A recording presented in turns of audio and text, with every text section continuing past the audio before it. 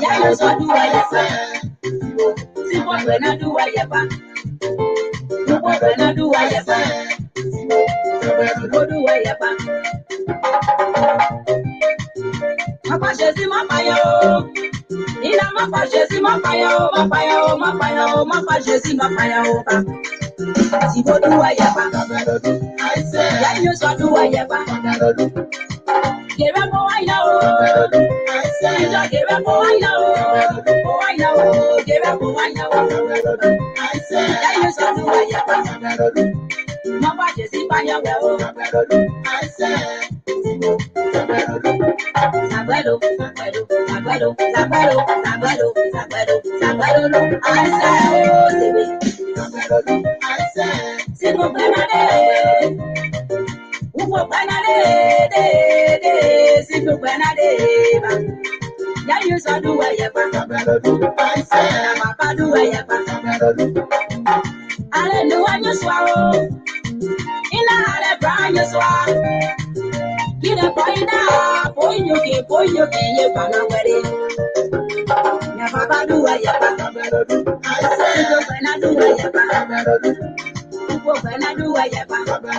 I say, Mama Jesse, Mama yo. Mama Jesse, Mama yo, Mama yo, Mama yo, Mama Jesse, Mama yo.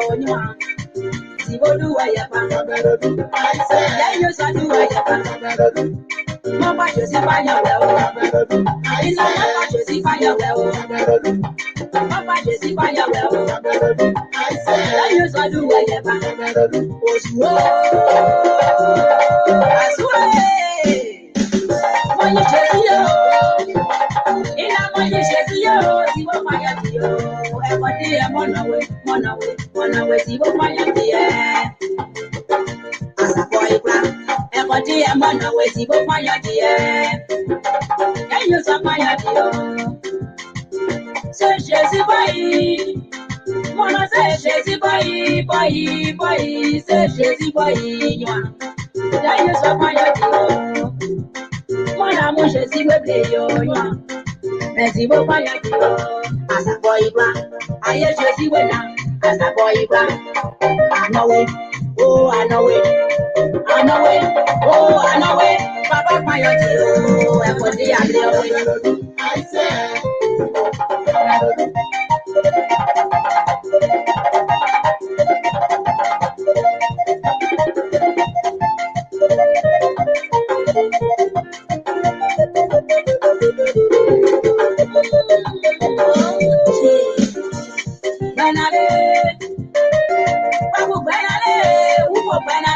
Papa do I yapa. Upo bana do I yapa. Upo bana do I yapa. Ambepo bana do I yapa. Mama shesi mo wayo. Abi mama shesi mo wayo, mama shesi mo wayo de. Sigo do I yapa. Ambepo bana do I yapa. Boy as a boyfriend, Papa do I yapa. I'm a book and I do I yapa. Upo when I do I yapa. Upo when I do I yapa. I'm a drop of you now. See what I better do ever. I'm a drop of you now. See what I better do ever. I say,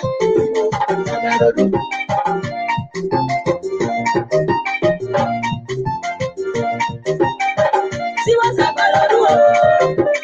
yeah, you saw some see what's up, yeah, you saw some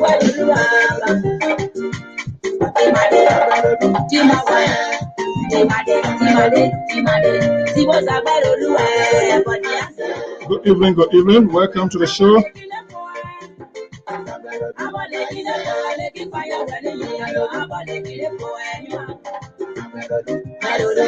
Welcome to the show. I'm Alfonso Z and Sot of the Liberia Public Radio and LPR-TV. This is All Things Considered.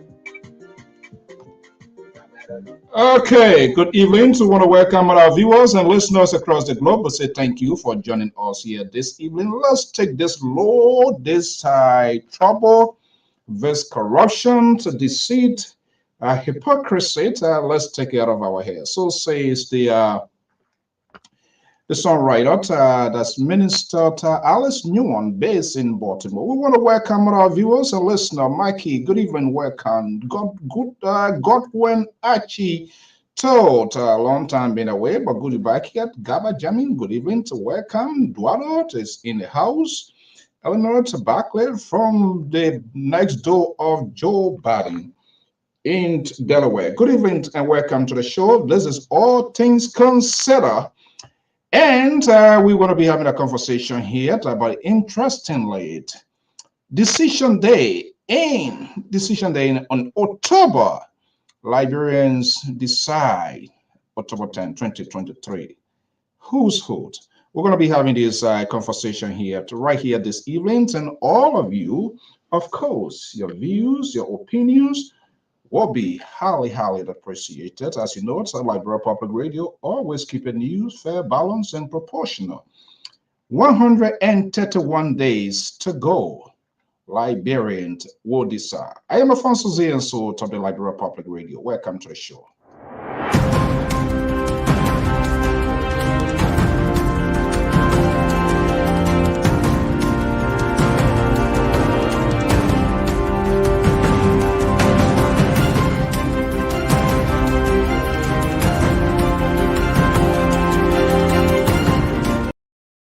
Hopefully, you're going to be here one of these days. I'm Alfonso Zienso of the Liberia Public Radio and LPR-TV. We want to welcome our viewers and listeners across the globe. The executive mentioned the heat is on.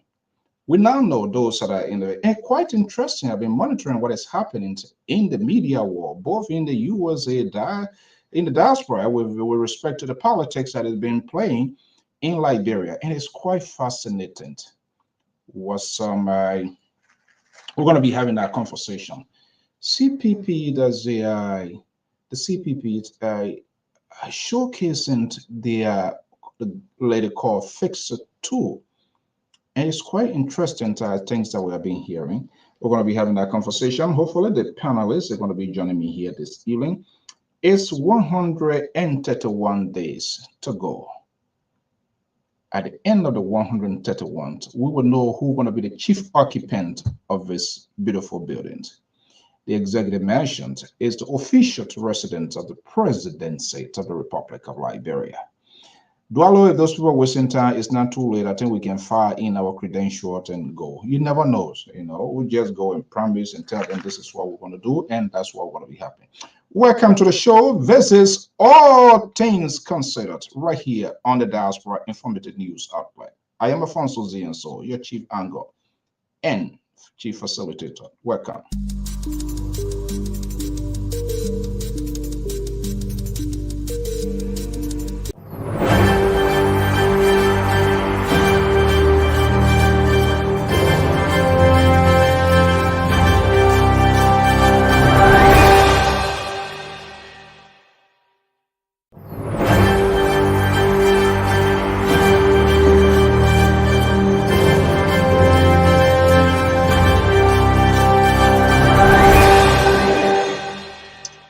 Okay, this is the sound, this is the rhythm that introduces this program every Wednesday right here on the Diaspora Informative News Outlet. When you see those sound and see those things shrinking, that's the sound, that's the rhythm that introduces the program All Things Considered right here on the Liberia Public Radio. We say good evening, good morning, good afternoon, depending where you are. Just do us a favor, hit the share button and invite someone at your company. If this is the first time, we say you are wholeheartedly welcome. Literally, we throw a red carpet for you just by popping in here. Do us a favor by just hitting the share button and invite someone at your company. Light is unfolding in the motherland, the West African state of the Republic of Liberia. October 10, 2023 will be a decision day in Liberia. And it's quite interesting to see how the conversations has been going.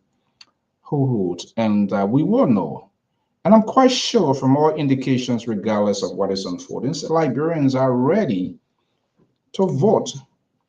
You see the Capitol buildings on the, depending how you sit, but facing me on the left, and the Executive Mansion on the right. I would throw the ballot in that the guy in the Dwello or maybe Jamin already doing the absentee ballot already voting here. Ali Youth, I think, throwing his ballot already.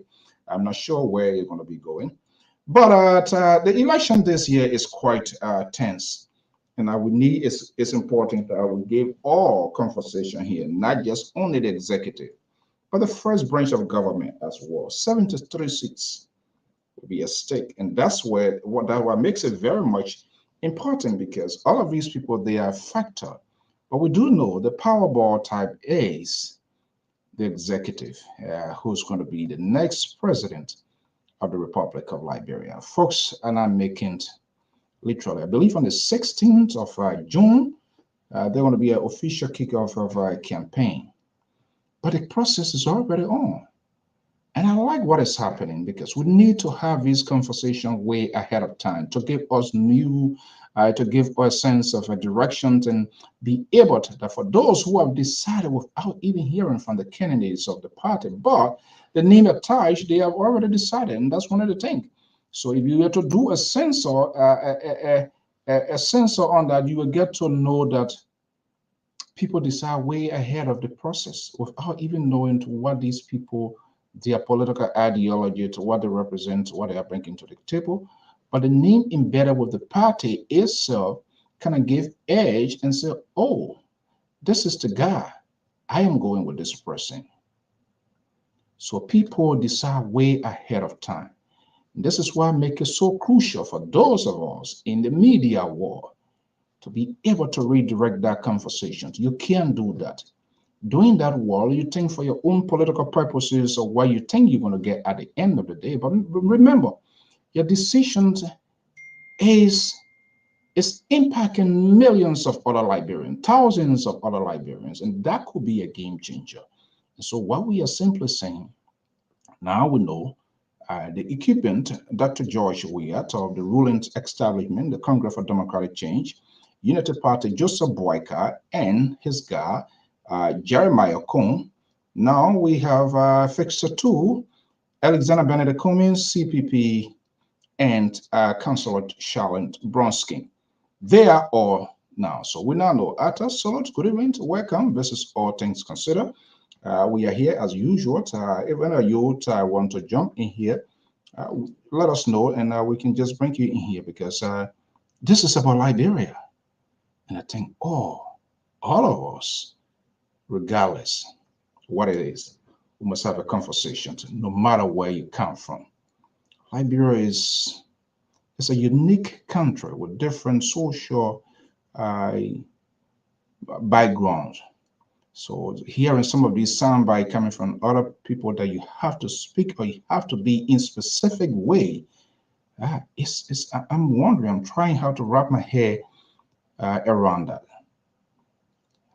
Are you saying I gotta speak crown before I can be a president? I'm not seeking to be the president of Grand Gile County. I'm seeking to be the president of the Republic of Liberia.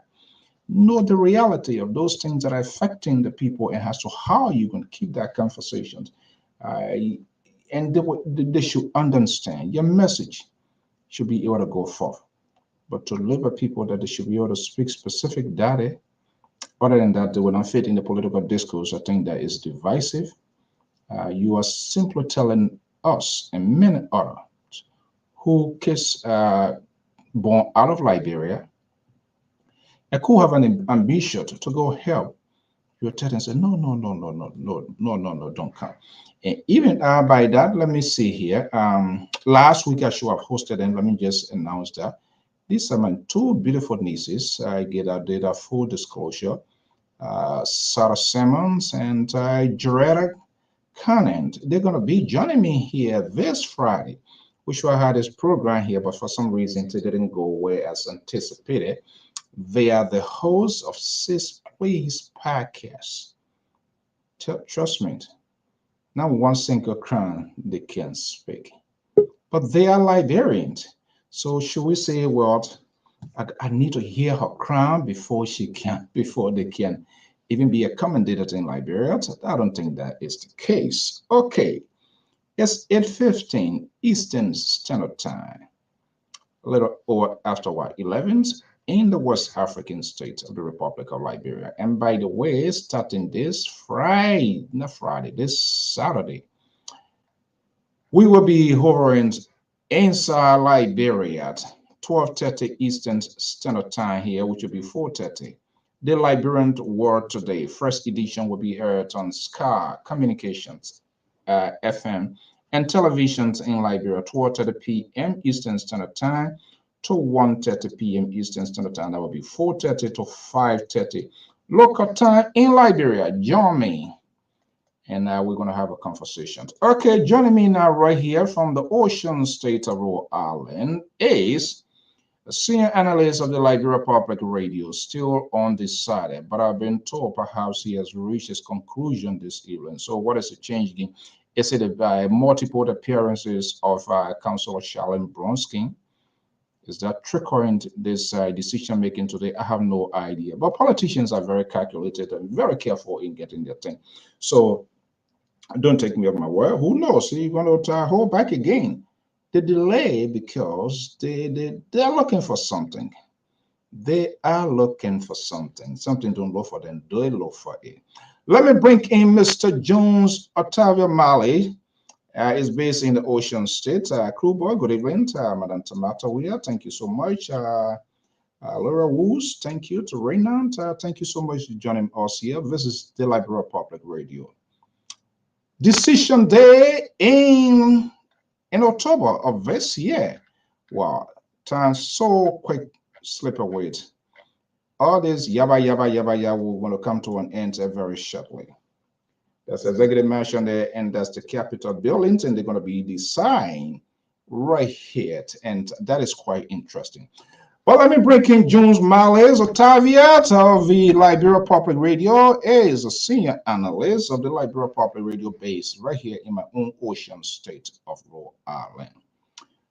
Okay, do you speak the Loma good? Perfectly? Because other than that, you won't be senator.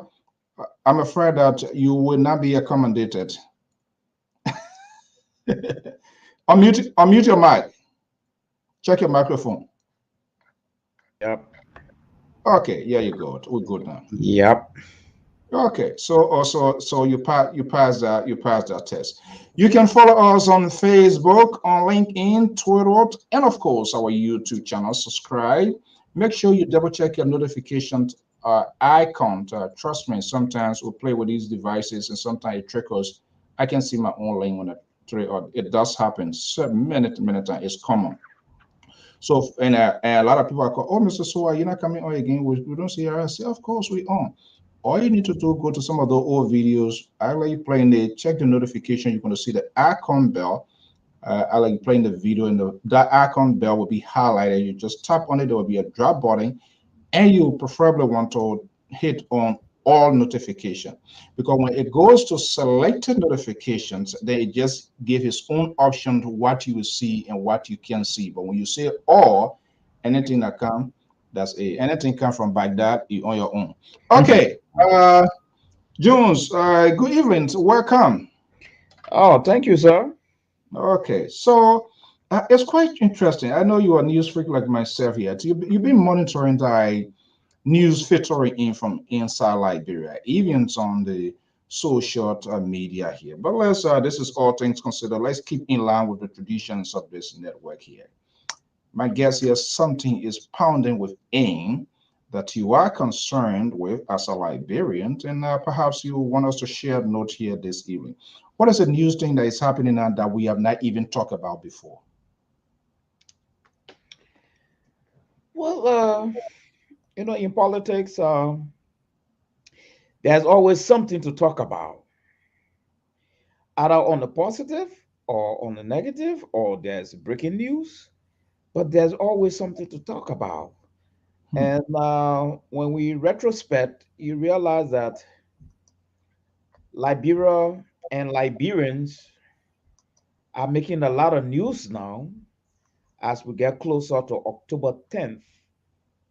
So there are a whole lot of news. Some are good, some are bad. Allegation, counter allegation. So as panelists, we listen to these things and try to do our best from our own understanding to analyze it the best way we can. Oh boy. Yeah. And Oh, sometimes some of the analysis don't go in other people's direction. And so sometimes other people tend to label you from your analysis and tend to give you that blank that blanket. folks. Oh, all of you in this thing, or you praising this man, or you for that man, or you, but they forgot to realize that uh that's the job of an analyst. If they do Yes. good, you talk Let about me the hold good. you up there. That's a Yes. job of an analyst. The real Mhm. analyst is about to surface. Folks, get ready. I have Mhm. no idea as to how this boy gonna learn. I learned that Nyombi Kanga is here, and that the liberal I visited her, the guy flew in from California in less than what 24 hours. Uh-huh. Jumped to Yes. Pennsylvania and went back to California. Yep. Yes. So he's here. Kata, good evening. Let me bring in the liberal progressive Ace, the host of Conversation with Samson Toe of the Liberal Public Radio. He's based in Saxton, Sacramento. Uh, he's in a barrow, literally barrow uniform here this evening. The liberal progressive. Good evening. Welcome. Well, I saw they sent me a picture. You were what in Pennsylvania to go see Nyombli, or are you Good, going to the rally? good evening, Mr. So, no, I have not been able to do that. I don't have the luxuries of time right now. But I hope that they will be successful. But whoever tried to get into their stuff, just nonsense completely. But I don't know since you brought it up. And thank you. Good evening, Doc Samson Toe again. We're here this evening. Since you Good brought evening, this up, sir. yeah. Since you brought it up, let me just say this. I think uh, um, uh, the political leader and how people will do the best thing they can and just go and form another political party. You got the membership. Whoa, whoa, whoa, whoa, whoa, whoa, whoa, whoa, Yes, whoa, yes, whoa, yes, whoa, whoa, whoa, whoa, yes, whoa. Oh yes, my goodness. yes, What a yes. night we are about to embrace. Yes. I didn't hear Look, what you said. I didn't hear you we did well. that before. We did that before. Liberty Party, when it first started, it wasn't just a Liberty Party. There was a party from, I believe he was a teacher, Bole, from Bon County. That was the party that friends of Bronski were able to. Robert Boulay? There was a political party that they call it bon, Pellepivo Party, so to speak. But that was one of the things that was going to be utilized. Well, Uh, so come and hear what the liberal is saying. Pele that, people that fight. that that that was going to be utilized by Councilor Bronskin, and then the once they started going and Bronskin started doing good, popularity started showing, his leadership abilities started showing, and there were certain people who called themselves Pele people, and they said, "Why would a Bassa man want to take over Pele People Party?" And so they decided there was two parties that was formed according to history, but one of them went on the west side, and Liberty Party was formed primarily and single-handedly by Councilor Bronsky. And so if Musa Ability and his people want to play these kinds of game, get out of the Liberty Party business, let them have it, and just form another party. You have the membership. Okay. The members Hold are on. on your side. And so when you form another party, those who are member of Liberty Party, knowing fully well that they don't want to be on a Musa Ability, they will gravitate towards you. Why fight with these people on this with the party stuff? You know, don't fight with anybody on this thing. Just go ahead. You have the ability. You are the political leader. People respect you. You're well known. You're for any party right now. Those who are resisting the rule of what's his name, Musa Ability, will come to you. Why even bring yourself to public ridicule with this? kind of nonsense letter that was written, and these people can even before the law will come on your side.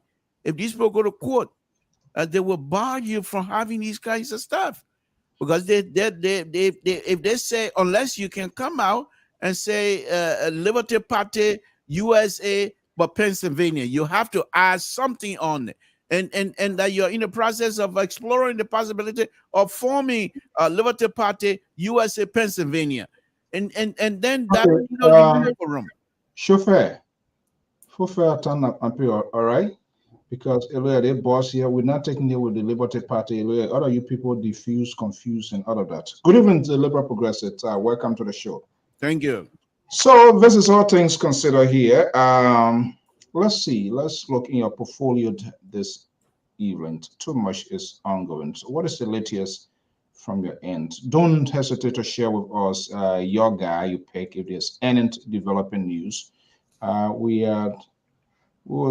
highly appreciate sharing that with our audience. To all our folks, we say good evening and welcome, Mr. Hinent, Mr. Jacob Kamara, Tulut LIB, Dr. Toto. I'm not sure whether you have the time, but the link is out there.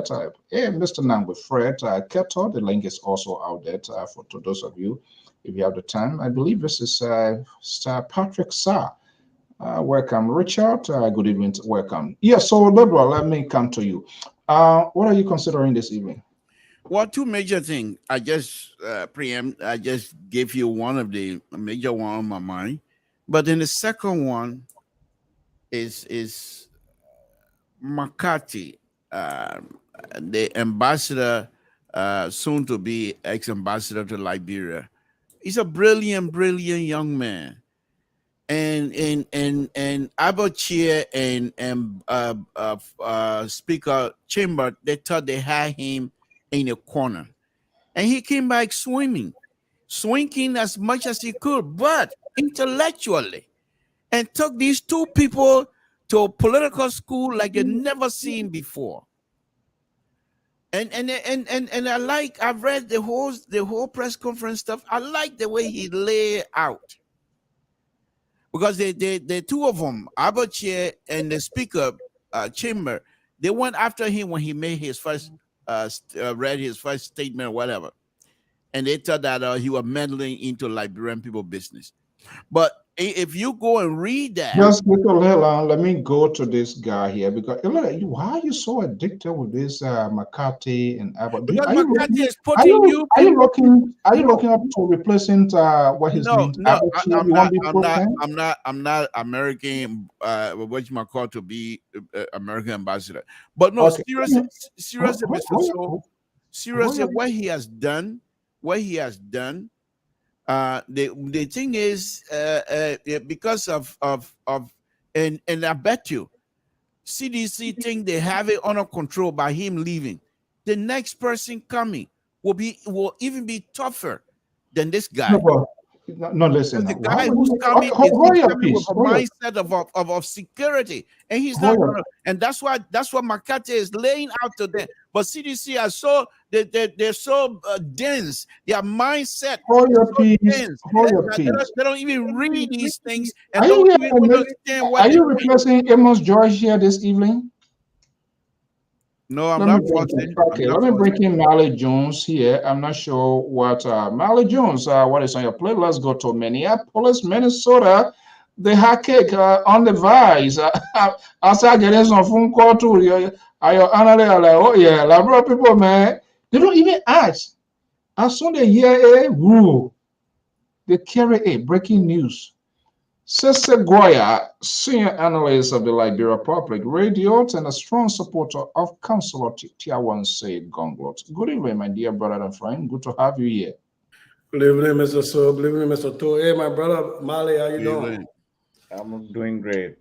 Okay, so Jones, let me come to you because this liberal here trying to stay out, and I think he wants to. Mr. So, let me recognize you very quickly.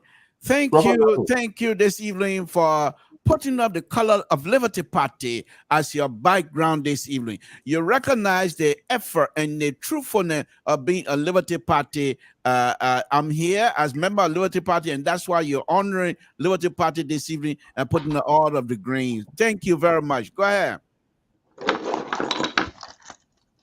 Okay.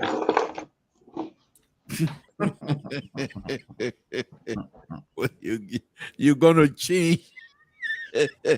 Liberty Party, your party that is fragmented, and you walk away from the party.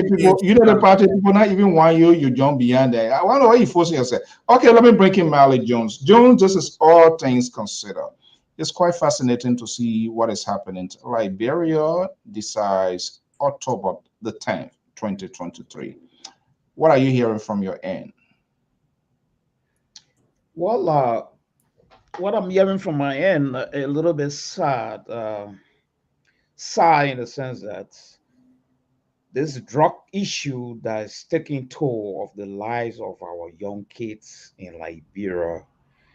I've been following this story, and it's so sad that Liberia, at this point in our national history, Liberia has become an active transit point for illicit drug being given to our young population. It's a sad story for me and a very sad day. And even the government losing this case, yes, people are saying that if you believe in democracy, you should accept the result from the court. I agree. All right.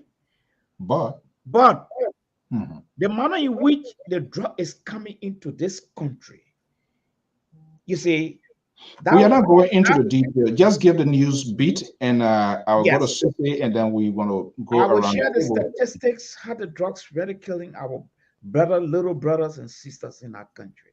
And it's something that really worries me. Yeah. Okay. Take a deep breath, relax. When Tiawan Gonglo, Ambassador Dr. Weah, Alexander Benedict Cummings, Joseph Boyka, one of them, then we will see what to do. Okay, let me turn my wheel to 10,000 Lakes City, where Sister Goya is standing by. Sister, good evening, welcome to Happy Midweek Wednesday. Yeah, it's hump day. So, is that a new suit you guys getting ready to introduce when you take the executive mansion too? Because every president will get it.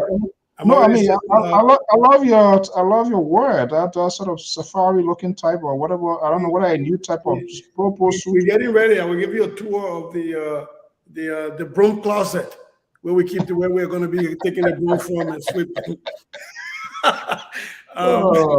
And my $1,500 haircut. I hope Mr. Toy see it. This is what $1,500 I can buy you at a nice barbershop.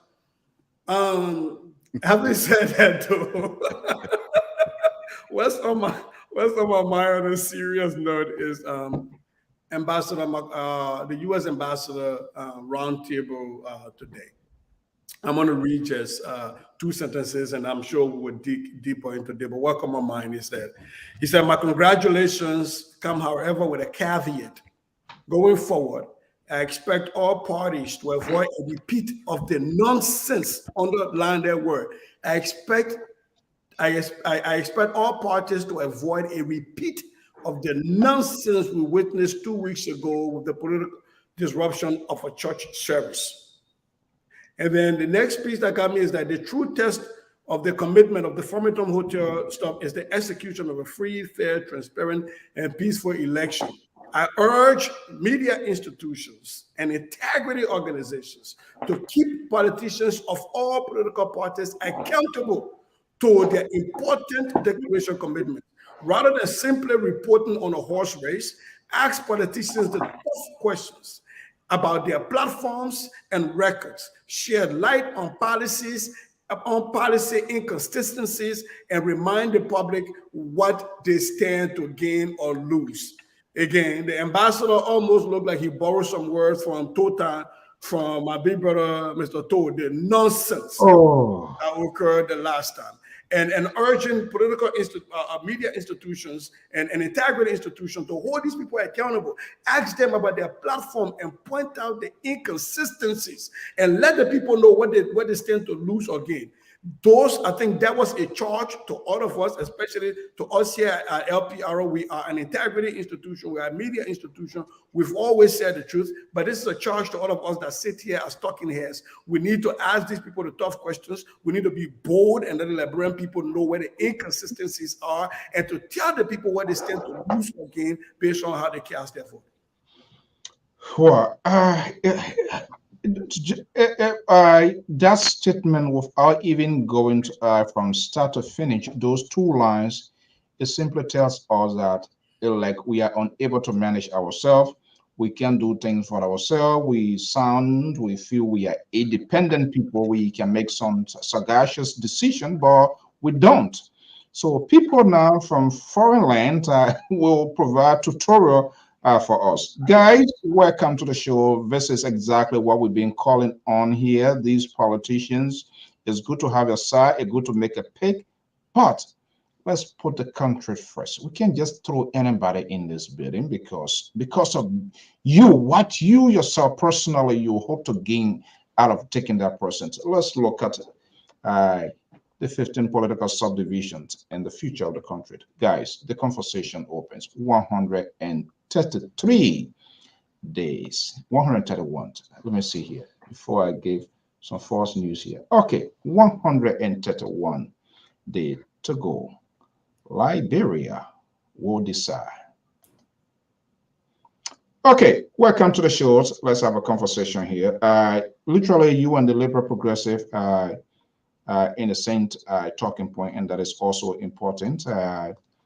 Jones brought his point, of course, the drug is killing our youth. It's also paralyzed in the affairs of the state, how much has been done, and who is really speaking out of that. And from my end, I'm quite interested. The work by CPP, their aggressive showcasing of their fixer tool, parading media platform. And I think there's a great improvement in terms of her language as compared to when she started her previous interview. She's now facing the real questions. She's been very calculative, sounding more political, and that's what she needs to do as a politician now, besides her being her lawyer. So she's seeking political office. So you got to be something. But it was quite interesting today. So I'm not sure. Our monitoring closing argument. There were things that we didn't know, we never heard. The argument, what I was closing it up, but they were said, she mentioned that with this whole how this Liberty Party got fractured. That was quite interesting. So let's take the conversation here because the Liberal, I don't think that this one is going down well with the Liberal. So the Liberal, you and Sese here, we're going to play the board between because Sese is that something that caught Sese attention. Mr. John, the undecided analyst, yet to know, but I'm not sure whether he's going to decide tonight. Nothing. He's DJ? Yeah. What do you mean by sedition?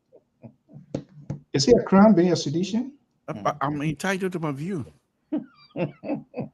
Why you didn't call any other party? You just say he's sedition. Why he can't be Liberty Party saying he can't be Unity Party, the party that you support? You have your own, you decide to neglect your own and decide to go stay out party custom. So what wrong with him when he become a sedition? Nothing. The CDC, they're just sedition, that's all. They're going out of style. That's why I'm wearing my propos as much as I can. They're going out of style. Okay. Welcome, guys. All right, let's see here. Let's start with this whole ambassador thing here because there's a lot inside that. Liberal, you unleashed that and says it out of those two lines, and I'm quite sure there are other things that we can talk about. What is the significance of this ambassador script? Well, from my perspective, and I'm sure Cece will come in, but most likely take a different trend, and which is good on this platform anyway. But what I thought that what I took out of him, what I was impressed with, is that some 2 or 3 weeks ago, the president pro tem, the Speaker of the House of Representatives of the Republic of Liberia, took on McCarthy, and they decided not only to denigrate him as an ambassador, in fact, even going ahead and accusing him of meddling into Liberian political business. All he said is that we give you guys money and we expect you to use the money for the purpose of what it's supposed to be. They decided they were going to not only use it for campaign purposes. The real sedition is here. Yeah, the real sedition. I'm ready for them to the fact that they are inept, they are unable to produce, and their party is going down. They're trying to getting off a train already. Yeah, their party is going down, and so they decided to find some sort of a scapegoat for their inept behavior and unable to produce. But here's the interesting thing about this letter, as far as I'm concerned. Keto, welcome. Let him get it out of the chest. The men are paper with that will only for be a create myself for be with Bimbo. Go ahead. How can a 45-year-old man be a paper? And so you people myself be around here for a long time, I'm going nowhere. But anyhow, the point here is this. We'll give you some muffin and then we'll know where to pour you.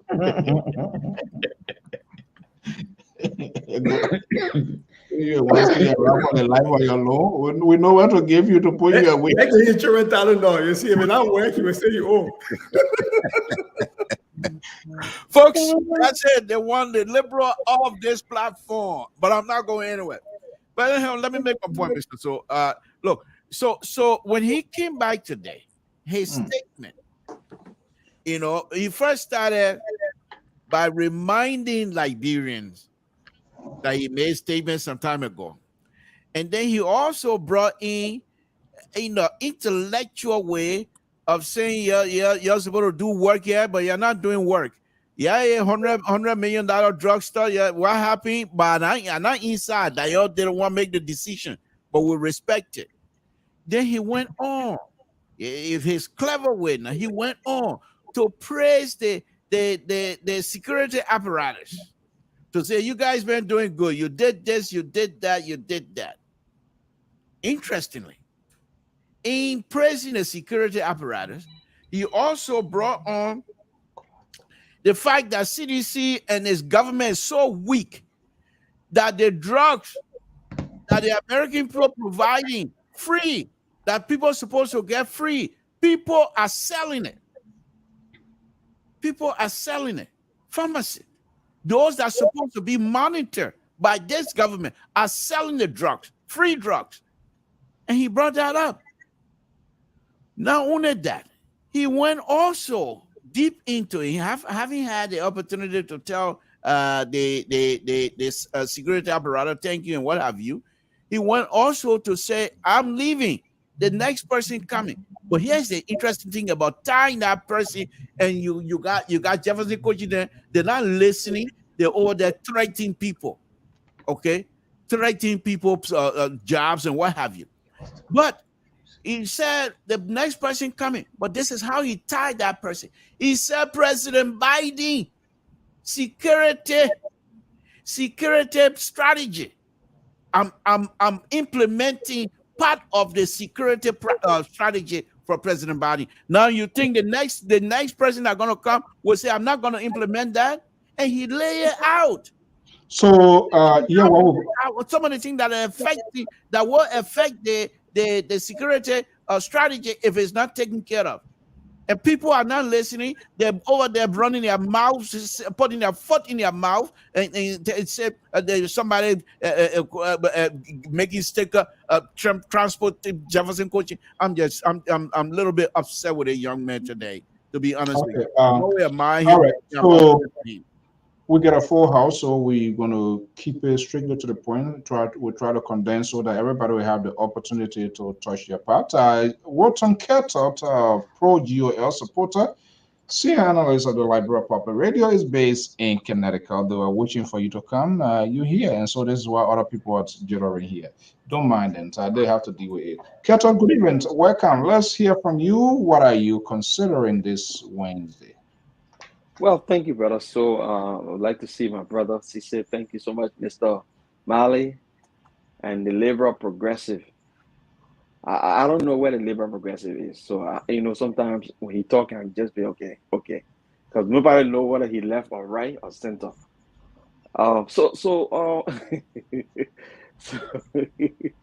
yeah. Yeah, so I mean, the politics in Liberia is getting interesting by the day as we approach the election. Every stakeholder, is putting their own piece of a pie in, making sure that things are normal and people giving their opinion. And I think it's healthy for our democracy. I think we should embrace it. One thing I like about the president, he said he loves criticism, and criticism helping to build and gain strength to make those decisions that will be in the interest of the Liberian people. And I think that way we all gotta. I mean, we all just gotta embrace it. I mean, the ambassador spoke what he had to say, and some people interpreted it their way, and we take it with a sense of reasoning, and we move on. The city mayor spoke to people taking it in different contexts. Well, it is what it is. But the best thing for our country is the healthy democracy that we try to exhibit.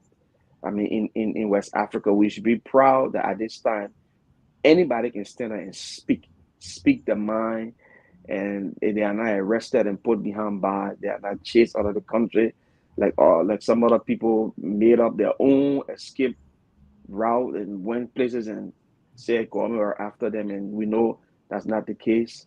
And so, it is good. This Wednesday, will be a fiery night. The laborer got no escape route. He can go all over the place and come down. We're going to get him. And unfortunately, we ain't seen by George on the screen. I'm sure he's going to be here. We're waiting for him. But brother Sincere, welcome. And we got your back. Okay. Oh, so all right. Let I wrap up to your point, and then I will go to John Malice. No, But I think basically, this young man, I tend to, because I believe he's a very smart person, but the route that he took yesterday, threatening people who want to exercise their freedom. Now, you are not the president of the Republic of Liberia. Those people were hired, appointed by the president. If the president feels they're no longer serving them, he will fire them. Why do you have to say, there will be consequence? Who are you? A common secretary of a political party, and you're going to say consequence of what?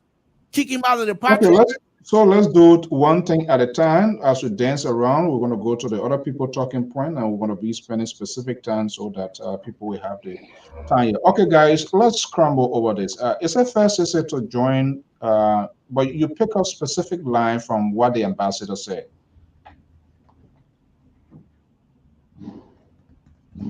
Sissy, are you there? Oh yeah, I thought you were going to Mr. Mali. That's why. Yeah, I'm here. Yeah, okay. So what I want us to do, because and the reason I call your name, whatever you pick is in line with what the ambassador was saying. So let's scramble over that because Mali, his is about the drugs, and then we're gonna go over to that. So let's do a quick run up here. And I was just asking. So, sister, let me just counter you because whatever you talk, you and liberal is why is the same. Why you make reference to those lines? What's the significance of those lines, and what do you think the envoy was pushing for? Well, I think what they look like for me, ignoring what happened at Prince Johnson's church, and I'm not ignoring that because I think it's small. I think it's a big issue. I think it border on taking us backwards in the days of wars, and I think that was huge. But for me, as a talking head, as somebody who sits on this platform and propagate my own political interests, but really realize a lot of people listen to me and they might take their cue from me on who to vote for. I'm pretty much, I think I want to focus on what he talks about when he says I urge media institutions and integrity organizations to keep politicians of all parties accountable to the declaration. But besides that, he said rather than reporting on the horse race, and the horse race is usually what we're talking about. Is it Joseph Boakai going to win, or you'll beat George Weah, or and CDC will win, or where they want to go, where you're going? Instead of just focusing on that, instead of just minimizing the cost is going to be to the Liberian people for this election, instead of just going down to a pedestrian level conversation about the politics. He said we should ask politicians the tough questions about their platforms and records. We should shed light on policy inconsistencies and remind the public what they stand to gain or lose in the lead up to election. And so for me, and I think maybe this is the wrong place to be preaching, because we're preaching to the choir, because we've been doing that a lot. But I think we need to keep that in the back of our minds more and more. That I read that and I said, well, when I'm on here propagating for Tier 1 Gonglo, which I'm going to do, and I hope I've been doing a lot, is to say what Tier 1 stands for, and to be able to point out where I see the country going on a Tier 1 Gonglo. And I should be thick-skinned enough if somebody, one of our viewers or one of my fellow panelists, come back and say, but what about this Tier 1 there, trying to point out inconsistencies. I should be intellectually capable enough to be able to explain that with inconsistency or admit to the inconsistency without calling my brother out of his name, without calling my sister out of her name, without making it look like one Liberian is less Liberian simply because they questioned an inconsistency in the view of the politician that I'm following. And I think it is upon all of us, the Liberian Public Radio, the Focus on Liberia, the COPA, Spoon, the opening argument, closing argument, it's on every one of us to ensure that we are asking these critical questions, and people not just coming to tell us what they think their politician would do. Because what usually happens is people come and say, oh, if this person wins, this will happen. And you ask them, where is that written? Where is the platform where I can go read that for myself? They don't do that. They end up becoming like preachers. They read one line in the Bible, John 11:35, Jesus wept, and they expand on it, and they go into 500 places that's not even there. And I think this is dangerous for our democracy. And those of us that sit here every day and people watch us, we might not realize how much power we have, but we are influential. So we need to make sure that we're using those influence for the good of the nation, regardless of which political party we follow or which political candidate we're supporting. Okay, thank you so much. Let me bring in Jones Linda Wilson, one of our prime-time viewers. Good evening and welcome to the show. Jones, you're from the background of this popular relation. The diplomat, this is not the first time, this is not the second time. You remembered with this whole, I don't know where is he right now, human rights guy, what a guy named Vadia. He frowned, he called out the media. This is happening again. From your background, what do you think this envoy sends out here? They watch everything that goes on. They are in the country, the conferences, media, politicians, people meeting, speaking to media outlet. It seems like we are giving them what? Peanut butter and jelly. We are not asking the questions. Drama, unnecessary drama is being created, being inserted into the political discourse. Now the diplomat is now babysitting us to say, hey, we need to ask these people the questions. And that's what it's all about. It's not a beauty pageant that we are in. It's not a queen contest. Who's going to dress good? Who's going to do this? Something that is written down that we can see. We can go and read and see how they came up with this here. Why do you think the envoy is going in that direction, Jones? Yeah, I'm sure I'll be accused on the platform tonight again, but I want to come strongly in defense of His Excellency President George Weah on this issue. The ambassador, in my own wisdom, has overstepped his diplomatic responsibility and duties. Second, if the ambassador wasn't going out of Liberia or had a different assignment, I would have advised His Excellency to confirm on him a persona non grata To expel him? To leave earlier, to leave sooner than expected. This very ambassador cannot go to Norway, Brussels, Europe, Australia, the Russia to make this kind of statement. No, they can't do it. But we have the kind of a weak society in Liberia, being an example. Our society is structured in such a way that it's weak.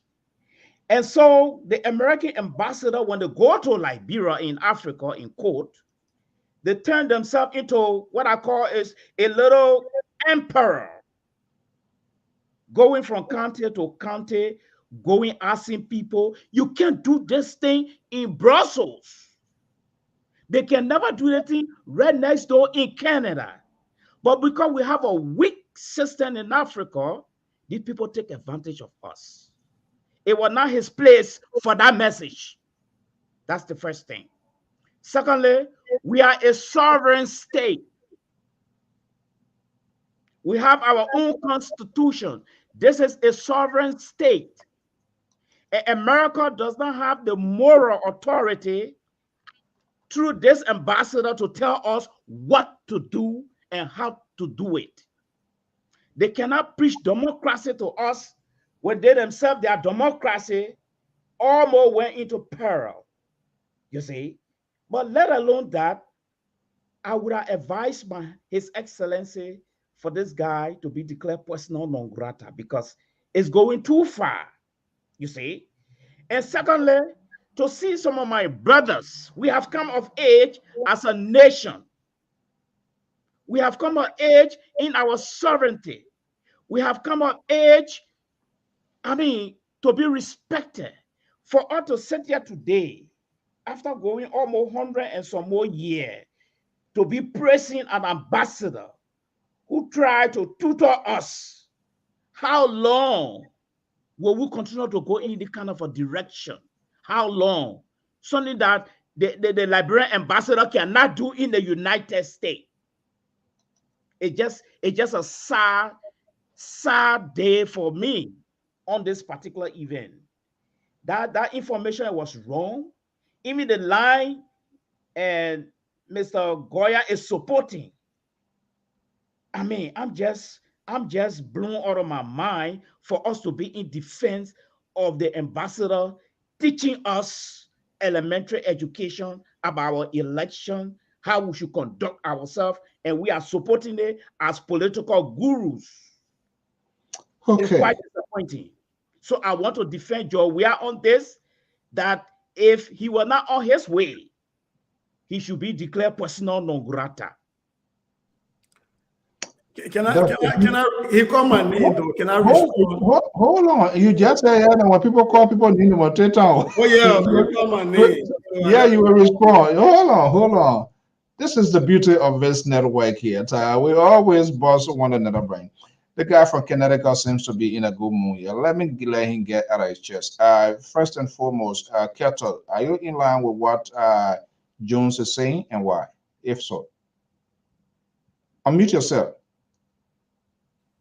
Not really. Let's be honest with you. The world is a global village right now. We all partake in different democracy around the world. We interject, we give our opinion regardless of whether we're talking directly to the government. The fact that we sit on social media and give our view, people here around the world, it makes impact either way, But this the beauty of what President Weah did for our nation. First of its kind, freedom of speech, freedom of expression, regardless of where you come from.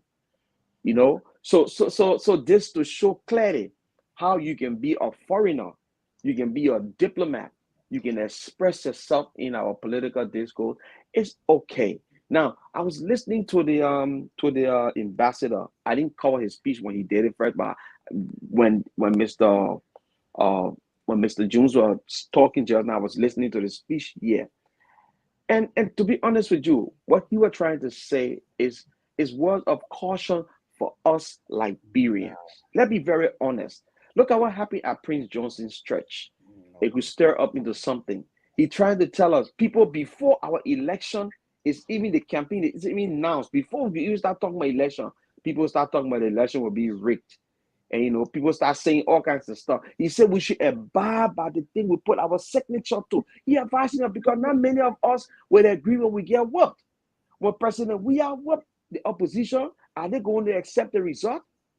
When the opposition beat CDC, are seditions going to take it and say, okay, yes, we concede, the opposition won? These are things we are trying to tell us. In democracy, we should expect that one person will be victorious.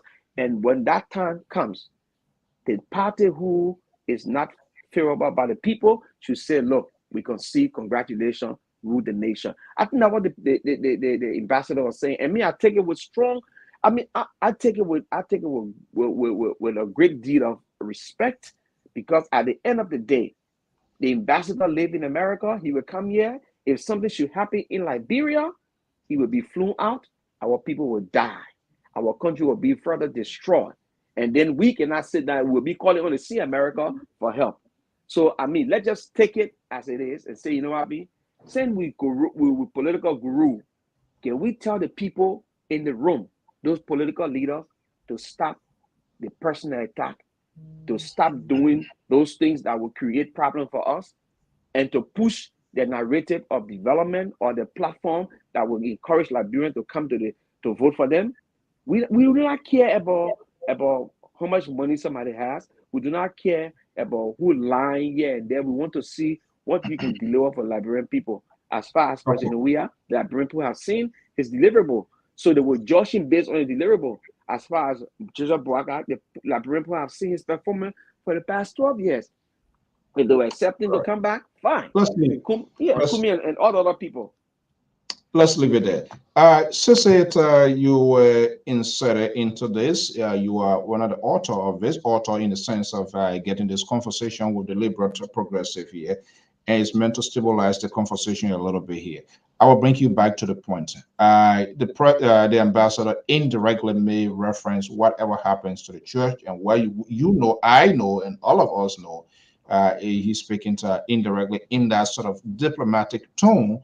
With respect to the incident that unfolded at Prince White Johnson's church. Is there elevation, first of all, for Prince Johnson, that somebody is indirectly speaking for him or in real time condemning the episode that went on? But a lot of people spoke against the episode, and Prince Johnson and the MDR and even the Nimba caucus spoke against that. So the ambassador just added on to that. But look, there's a fundamental misunderstanding of my point by Mr. Mali. Number one, I read that and I said, look, let's forget for a minute what happened at Prince Johnson's church. And I said, even though that's not minimum, but let's look at what he wrote in here about us asking people the critical questions. That is a reflection point. So I don't know why Mr. O'Malley called my name in this thing. But number two, let me disabuse Mr. O'Malley when he sat here and he pontificated that this doesn't happen in Russia. I just put it in the chat room. May 16, 2023, when the U.S. embassy in Russia condemned the arrest of a Russian citizen right in Russia, Robert Chonov. So this is not something that will not happen in Africa, Mr. Mali. When we sit on this platform, let's be fair to our viewers in Bokonjile that take their live money and get scratch card to listen to us. And if you try to preach mutual reciprocity that our ambassadors don't do these things in the U.S., therefore the U.S. should not do that, bro, fine. But how many times have we donated drugs to the U.S. government? That we have to come and say, why are our donated drugs being sold in pharmacies? When U.S. taxpayers' dollars is going to Liberia, when I give you money, I have to have you to account for it. And so when we try to sit here and talk about mutual reciprocity, we're an independent nation, that's fine and clean. But when you're accepting arms, when you're accepting help, when you are begging, and every time every government, and I'm not limiting this to George Weah by any means, and I want people to understand that, but every government that's ever come from abroad where the American people or the Europeans have promised us money in grants and loans, we come and celebrate. So when the people ask you now and say the money we gave you, you didn't use it rightfully. We hope you use it rightfully. That is what we want to say with big boys. If you big boys move for your Maya powerhouse, you can't be in your Maya powerhouse. They give you allowances. You use it wrongly. They ask you and say, "Oh, well, I'm a groom now, 18-year-old," then be out. So I think Mr. Mali wrongfully drew me into this thing. I spoke about our work as media people, as talking heads, where it didn't take the ambassador to tell us to do that. But we should have been doing that. And I said, this is an integrated platform. We've been doing that before, and we need to step up. So I don't know why Mr. Mali drew me this thing, but I get my niece here, but it must since Stenton started here, Mr. Mali taking my way. The status. Okay, let me bring in the liberals and Mali's will come to the liberal. So I think tonight is Mali's time to get some of the sweet pepper that we all like to give the liberal here from time to time. So I will pile on that here. Let me just read this here on the press conference. He said, "We look forward to seeing those prosecutions to a successful end." That's the prosecution about the people that are selling drugs in Mangebe, to a successful end, which would then allow us, the U.S., that is, United States of America, allow us to resume reimbursing legitimate expenses at the county level in Mangebe per our $55 million government to government health assistance. So there's nothing here to say you're sovereign country. You're sovereign country. You can't even buy your own cassava in the street. The cassava burn. You can't even clean your own Morea street. You're sovereign country. You're sovereign country. Your God, the people come from Europe, from London. There's a cleaning people from London. They came to Liberia, and they brought money. The European Union gave them the money, and they let the bishop them bribe, cajole them to bribe, give them money, and then they went by and wrote a report, sweet report, but nothing happened, nothing there. The place we got on the Do River, they got what they call Trash Island. If you think I research it, Trash Island, all trash, nothing, no dirt, no ground. It's just called Trash Island because the trash start from the bottom and come all the way on top. Mr. That's why I know you want the people to leave you alone, but you can't say leave me alone. Then when you die, they say I need your elbow, but you're gonna leave me alone. That woman don't do that kind of thing. So I just want to say this on a very serious note. These people pour money in there, and they expect you to do well. That you feed 2 tables. You feed a table here in the diaspora, and you feed table Baiku.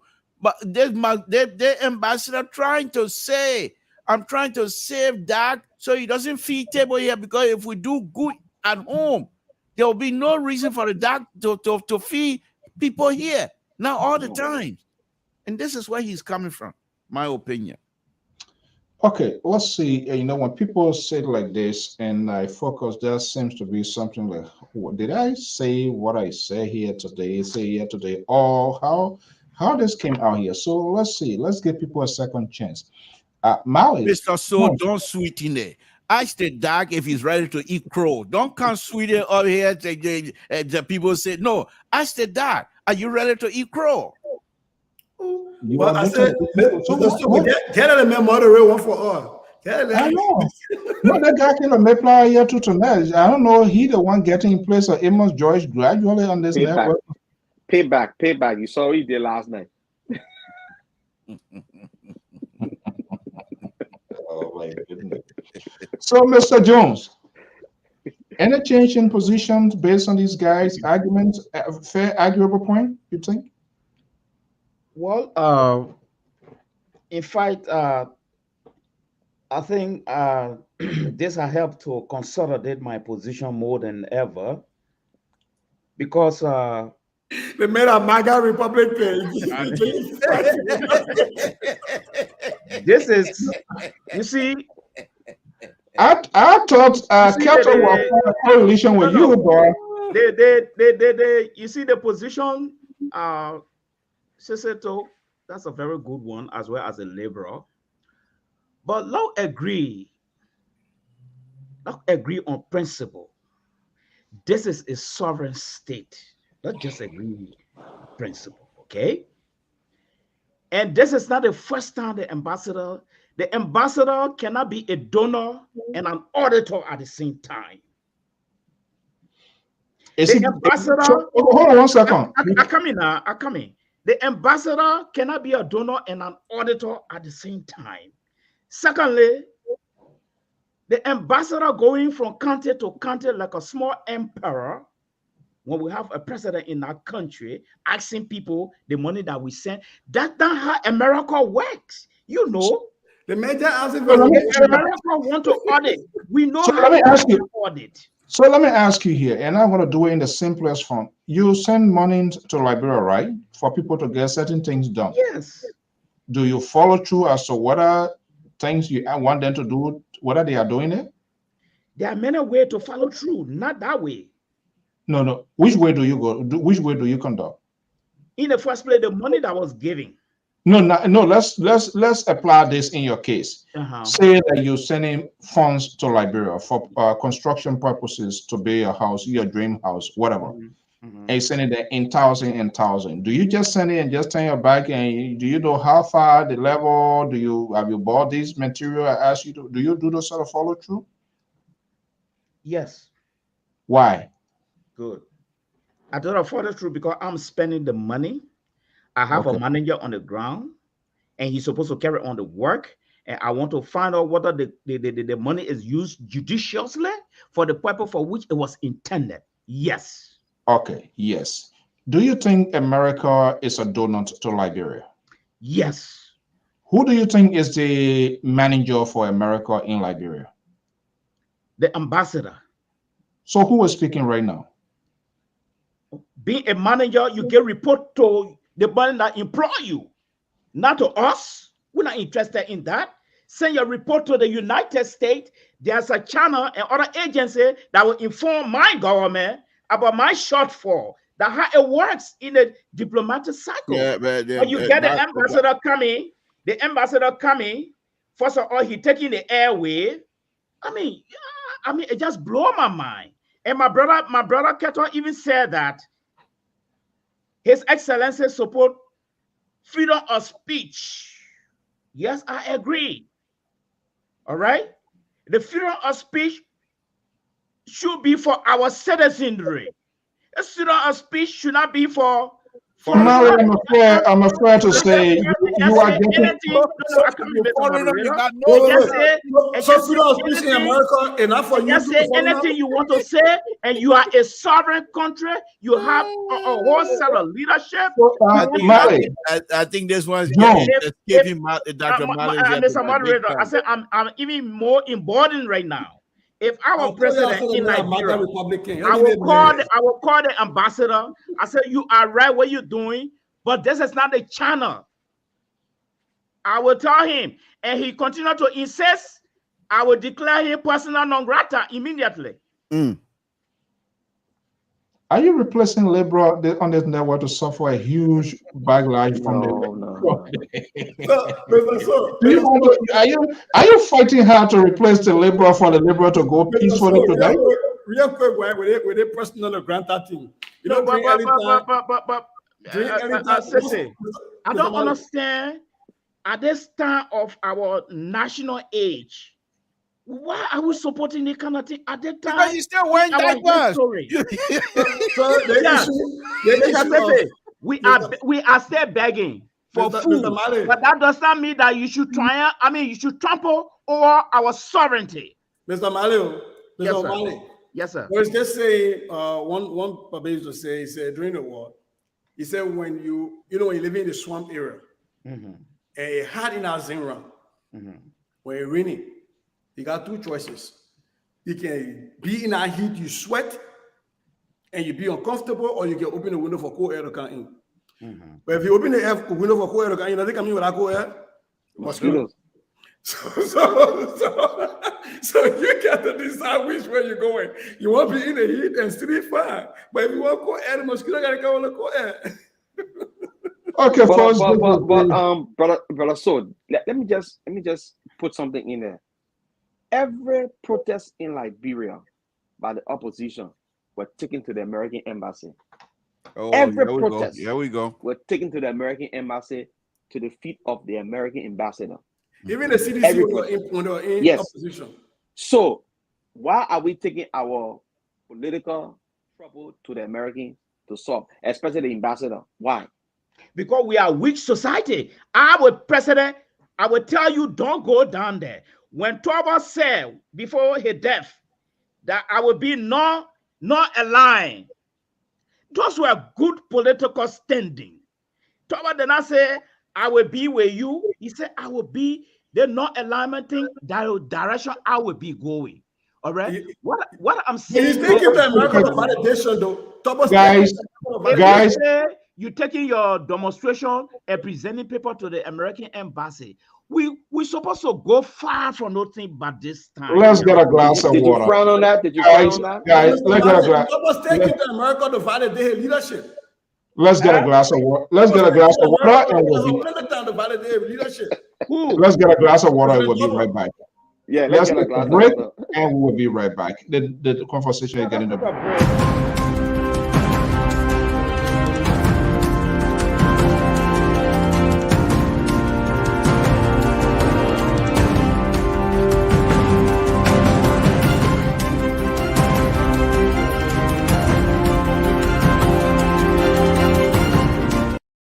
Hello. Okay, yeah, hold on 1 second.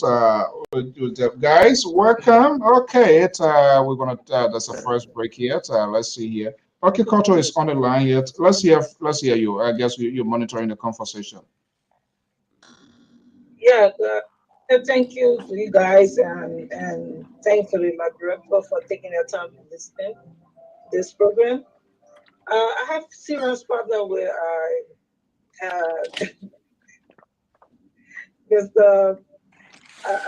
do, approach to the. It's not a good night. That's not a good night for him. The thing is, you are living in your house, but you can't even pay your own rent. You can't even feed yourself. There's somebody who feeding you. They tell you what to do, then you want to complain. Why are you telling me what to do? And that's the person feeding you. Up to this point, rather, they are begging the Americans to help the government. The government is struggling where they are today. Where are they going for support? That the ambassador will not speak. The ambassador speaks because he knows that all the government depends on America to support them some way or the other. And Mr. Mata is sitting here under the comfort of America and then saying this to the people of Liberia. You can be sitting here enjoying the comfort, then you tell the people that tomorrow that will accept that's not the right thing. And I see him relating it to Tobo. What became of Tobo when he attacked that, when he went against the will of the Americans? What led to it? It led to his death today. So why would you do things that you don't have strength or power to continue? So I think that's not even right. The people have rights. Everything we say about America. Every day is America. The America should sit there when it's war again, then we go right back to them. They asking them for help. So it's better to start with them down and let them not really listen. Because if you sit there again and destroy our country, we'll be sitting there and be crying again like we're crying like babies again. Where the announcement came from 1990 when it was announced that when we sit there and there's war come into Liberia, and Liberia will have gone back 20 years to 30 years back. And that's exactly what happened today. So I think his argument with the ambassador does not seem right to me. Okay. Thank you so much. Let's keep the ball rolling so that we can have it. Guys, anybody want to add something on this? So we'll go to his drug issue too, so we can discuss that. Is there any? I just added a bunch of stuff in the chat room from JFK Library and also from the Department of State showing how many times Tobo came to America after he saying he was not in line. He has so many times more than as a vice president, so many times than any other president. I just put how many times did he go to Russia? Sissy, are you trying to dislodge the guy? I just want Mr. Mata to know that he Tobo, who was not aligned, was staying here plenty of time begging the U.S. government. There's a moderator From the U.S. government. He came as a vice president so many times. He came as president. JFK Library got him. The Department of State website is right there. It got him so many times in there. Check it out. Put a link in there.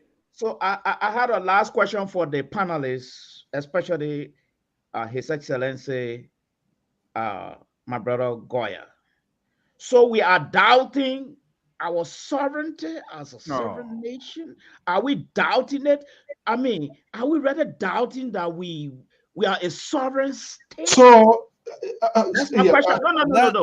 Let me my question. answer. Let me be the first to answer that. Yes. Not really, but we're being realistic on this thing here. Yeah, I also be realistic because their country got an independent, their country got a leadership. So are we doubting our own leadership and we no, but we're being real. We're being real, Doc, because answer my question now. Are we doubting our own sovereignty? No.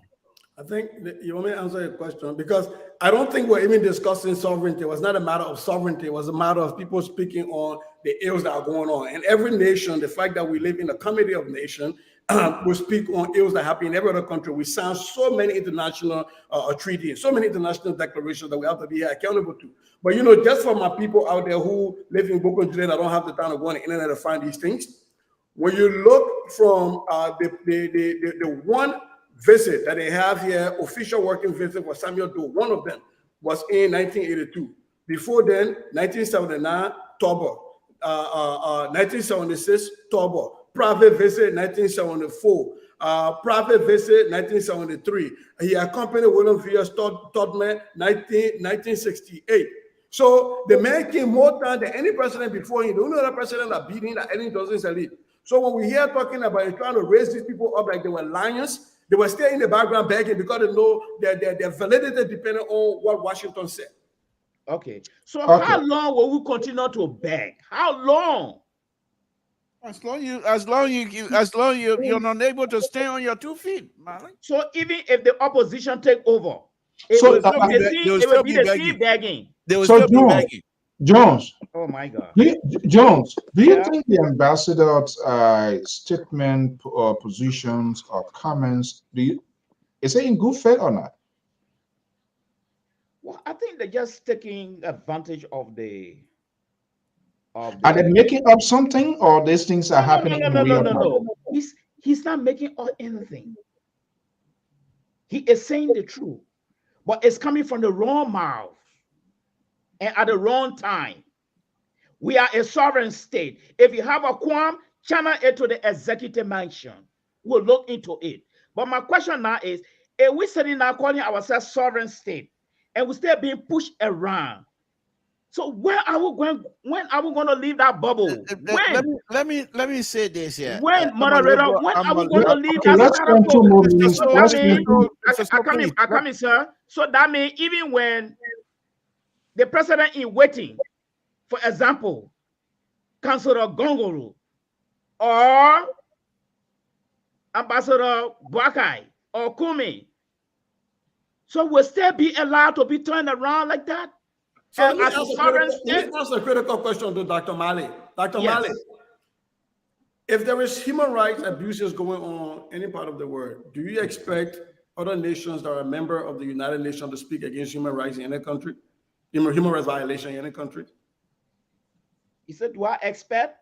Yeah, would it be acceptable to you if any country spoke against the violation of human rights in any country, in any other country? I'm a sovereign state. No, it would be unacceptable. But if you agree, do you agree that when we sign the United Nations Declaration and Charter, and our Senate ratified that we are a member of that us and every other nation put our signature on there that we will not violate human rights, and if we do, we expect to be called out by other nations. When other nations do that, are they violating your sovereignty when you sign onto that? Is the United Nations that's also be talking with my executive mansion? Not any other country. It didn't say, no, Mr. Mali. Okay, guys. It didn't say that. Other members, this is the reason you brought ECOWAS, you brought ECOMOG in to defend us when we were dying, because of the same chapters. No, this is a different. No, this is a different scenario. Let me learn, please. Okay. Let me learn now. We signed these agreements, and we have to be held accountable to them. The good, the bad, the ugly. The same agreements we signed that created ECOWAS, that allow for ECOMOG to have troops in Liberia. The same things we signed that created the OAU, later on now the AU, that we have to be here accountable to these things. So do you agree that this doesn't only happen in Liberia? Russian money, billions of them have been seized by America and by Great Britain. There are yachts sitting in so many places. In fact, there were football teams that were owned by Russians that were sold off.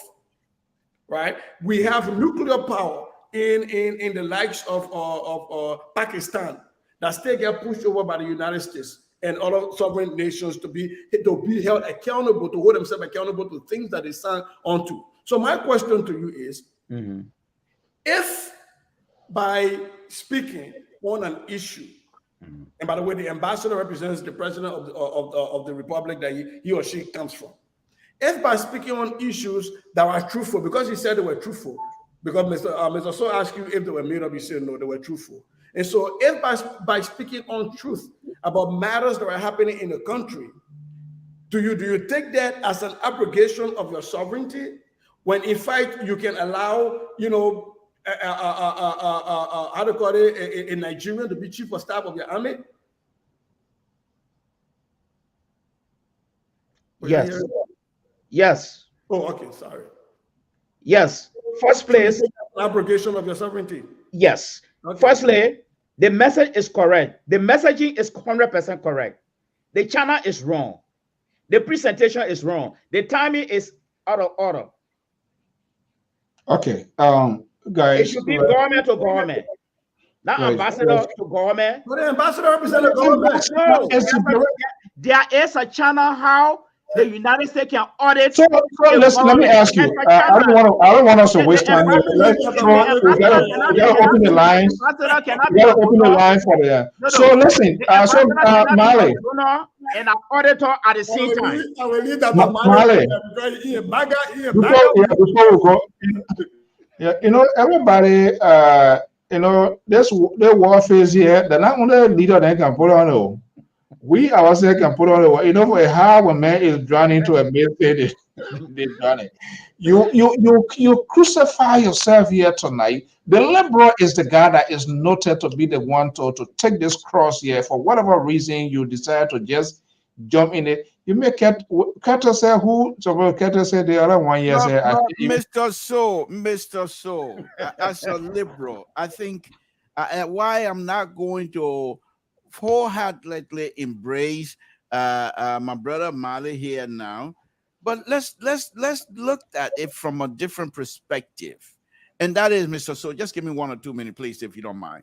Not 2 minutes. And that is the ambassador who is accredited to Liberia did not go to Liberia and present his accreditation through the press.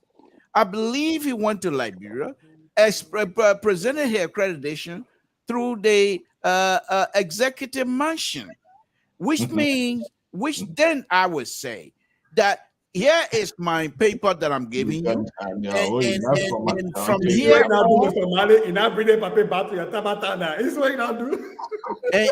and here from now on, whatever discussion that I have concerning you, Liberia, about from my country, this is the channel perhaps I will utilize.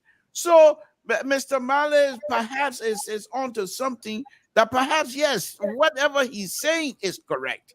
However, the fact that Liberia is not a banana republic, we begging and what have you, but yes, still, you must respect our system. But here's the other side there. You see how unstable this guy is?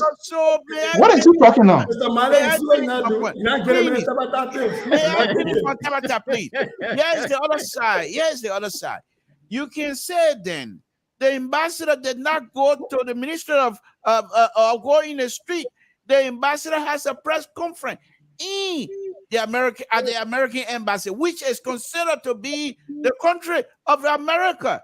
So he can do whatever he wants to do. People were invited, they accepted the invitation, and they went there and he expressed himself. Mali Your point is let's needed. talk about Mali other thing, but let's talk about the drug business because Mr. Mali, you're not give us. So now let's get so we can pick up, at least we can spend 10 minutes on that, so we can pick up calls from our guys. And I think something that I really want to work. I'm sorry the ANC men are here. I really want, and I will work how I will reach out to some of the ANC. I can represent ANC. You are a utility guy. Anyway, utility. We're looking for vote too to make it represent vote. We're looking for Ministry of Labor to make it represent Ministry of Labor too. So the man here for Prince Johnson says so. Nothing wrong with that. So yeah, which is okay. So Mali, let's come to this drugs business here. You bro, there are a lot of things been unfolding during the whole week, and you chose to go to this drugs here. Why should we focus here, and who is really speaking with all of these actors here? But I listened to Charlene. I think she's been making a lot of argument on that here. Why should we focus on that so much? Well, we need to focus on it so much because even in this great country, you realize that with all the sophistication in the United States, they are still battling with a drug issue. There is even 3 times a volatile situation for a poor country like Liberia. But here is my take. Drugs coming, Liberia being used as a transit point, there where my concern is. You see, we bring it here, then we distribute it to the other places. There where my concern is. So what is the willpower of the CDC-led government? Because there are so many allegations surrounding this thing. Some people, one allegation is that the jury, they bribed them. Another one, they said they bribed the judge. Another one, they said the government presented weak evidence. Okay? So my question now is, as a government, I think we need to introduce what I call the capital punishment for this drug trafficking thing. Let's borrow the Filipino star in Liberia on the liberal watch. Let's try to introduce capital punishment for people bringing drugs, and I caught, sent to the court, I found guilty, no life imprisonment. Let's introduce the capital punishment because this thing, I come in a progressive. You see, the foundation of Liberia is based on the young people. These are the future leaders. When they get contaminated from that way down there, what do we do? And we know drugs introduce too many things. It introduce crime, hardened criminals. Soon people will start going on the highway. Introducing capital punishment. Do you think that we arrest the situation, or we should go to the bottom line of this whole drugs business? I see you kept out sounding looks very reluctant and like stunned to hear what this guy is saying. Capital punishment. Are you advising that to the CDC government or the Inc. or opposition, Mali Jones?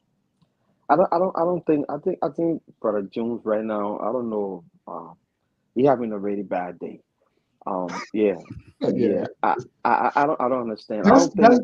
That's how the sedition, that's how they can. You see what he said? He is having a bad day. Yeah. I mean, that's the reality. To be honest, at this point in our history, capital punishment for people who bring in drugs. And you know, one thing he said, and when he said it, and at the end he said capital punishment, he said they should go to court, and when they are found guilty. So it means that you exhaust all the legal process, the easy aspect of everything before you implement capital punishment. Unfortunately, that's not the case in Liberia. But we're in the place where, I mean, the people go to court and the person is not found guilty. There's no sufficient evidence to hold this man and to tie the man to this crime. What can you do? You let him go. Now, it is bad for our country. Even they arrest people with drugs, or they arrest them believed to be drug pusher or whatever, but they have to tie you to the actual possession of drug before they can even find you guilty or put you in court or put you in jail. So some people, those people selling drugs or those people bringing in drugs But because the government does not have that physical evidence, the people walk. So sometimes, we sit and we want things to happen the way we think it's supposed to. But when it comes, look, let's be honest here. Our justice system is a striving one. I know we got a lot of little problems here and there, and, corruption and all there. But sometimes we have to give these people credit. They sit on the bench, they make some judgment that, we believe that is in the right direction. Because if they start to make judgment that Mr. X was found with drugs and he should go to jail for 10 years or 20 years, when it comes to another person that you don't believe that he had drugs, but they believe they have drugs, you will say the system is not good. So let's just take this whole thing like the ambassador said, right? He does not have all of the information. He does not know as to how they got acquitted, whether they were not found guilty, whether the jury found them not guilty or whatever. But it is the justice system. The only thing is America put a lot into this to crack on, the drug importation into Liberia and other parts of Africa. So Liberia at this point being vulnerable and people bringing drugs, the citizens themselves must stand up and reject it. The first defense to any country for bad product to enter is the citizen, not the government, not the security. The citizen are the ones who are allowing these things to penetrate. That's my house. This is my house. If I don't open my door for you to come in to bring bad substance, you will not come in. So let the citizen know the fact that those things are dangerous of our society. They will harm our younger generation. They're killing our children. They should put a stop to it. They should not even allow those things to enter our country before we even start blaming the justice system or the security apparatus. How many police people at the border post? How many police people can be at the airport? How many police people or immigration people can cover the entire country to say, mind the border, the way we got porous border like that? How many people can be there? But when they come into the country, they go into people's homes, they go into hotels. The first defense should be, let us be our brother's keeper. You see something, say something. All right, thank you so much. Let's get to this phone calls, and I'm going to come back to you guys here. Let's see here. 762 number 7242. Good evening, caller. How you doing, Mr. Show? This is Elvis from Minnesota. Yeah, Elvis, welcome to the show. Let's hear you. Capital punishment, you offer capital punishment for drugs? I get in there very quickly, but let me say to Mr. Boya, I mentioned the whole thing about you not being on the show yesterday. I wasn't thinking that you did anything wrong. I was just wanting to get your clarification of the situation that happened. So obviously, we know your character and we know the kind of person that you are. So it wasn't insinuating that you did anything wrong at all. But let me get to Mr. Jones, and respectfully to you, Mr. Jones, like Mr. Ketch out there, maybe having a bad day or maybe the food you ate today, I agree with your morphology, like somebody likes to say, your physical morphology. But I think some of the things you are espousing is truly from that mega, Republican camp where, they want corporal punishment, they want the harshest, punishment for any. You look at somebody like Rodrigo Duterte, the guy who was killing drug, users and dealers in the street. What happened to him? He got voted out of office, So it's not going to work. You have to go by your constitution. Every crime has a penal code. You have to go by the sentencing guidelines. You can't just kill people for bail. But let me say this quickly in terms of our sovereignty. I agree with Mr. Jones on that point.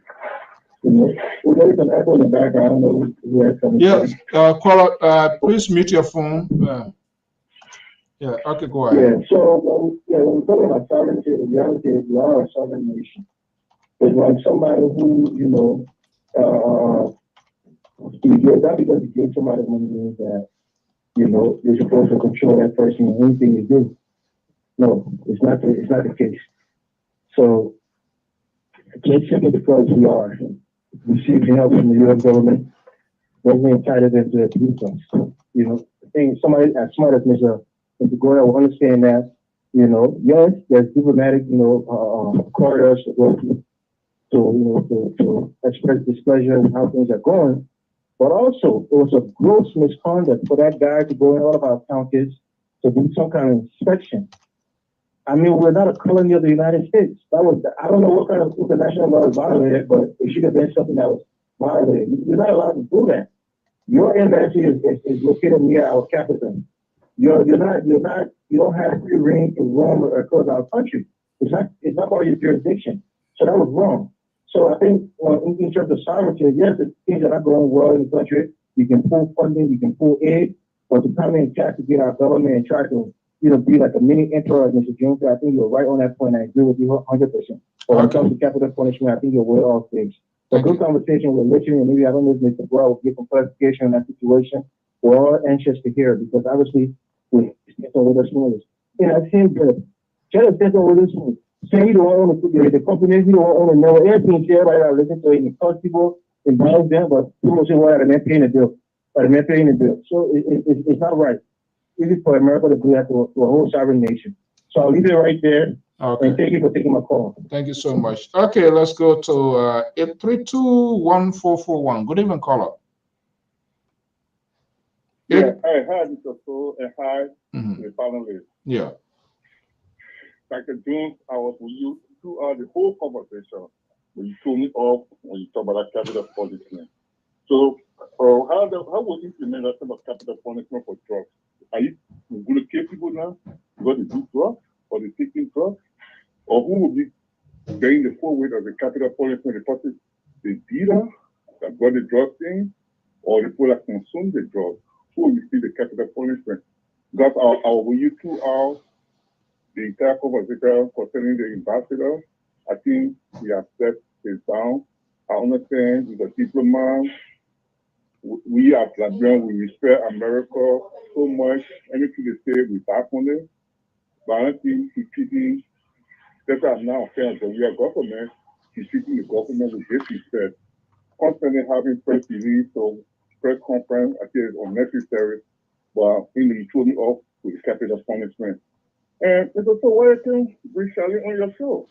Yeah. Yeah. I think go ahead. Yeah, no, thank you for that. Look, we would love to have all of these people here, but the device of the politics in Liberia, if they found out like you're not really speaking their language or their tone, all of these guys, I was just talking about here that while we're asking for the ANC man, Amos Joyce here.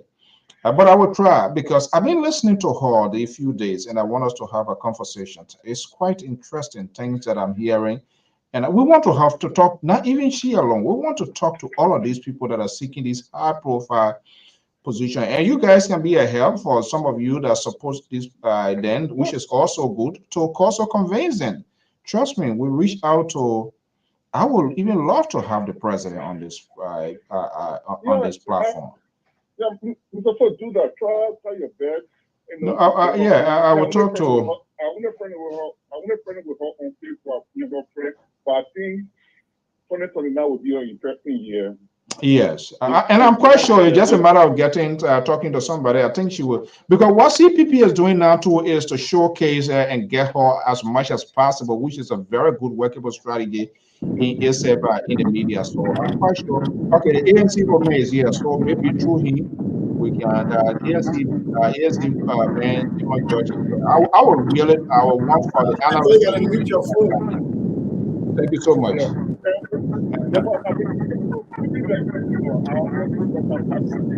Echo. George, mute your phone, please. Hello? Yeah. Okay, go ahead. Yeah, I thought I was one of the luckiest ones to catch that massive boom of Mr. Gonglo. I took a picture of him. And you're still getting the boom still, yeah? The boom is in Philadelphia, but it was in low. Where do you know be swimming like in Philadelphia? You see the broom plaza behind me? You see the broom plaza? Broom plaza everywhere. Okay then. All right. Thank you so much. Thank you. Yeah.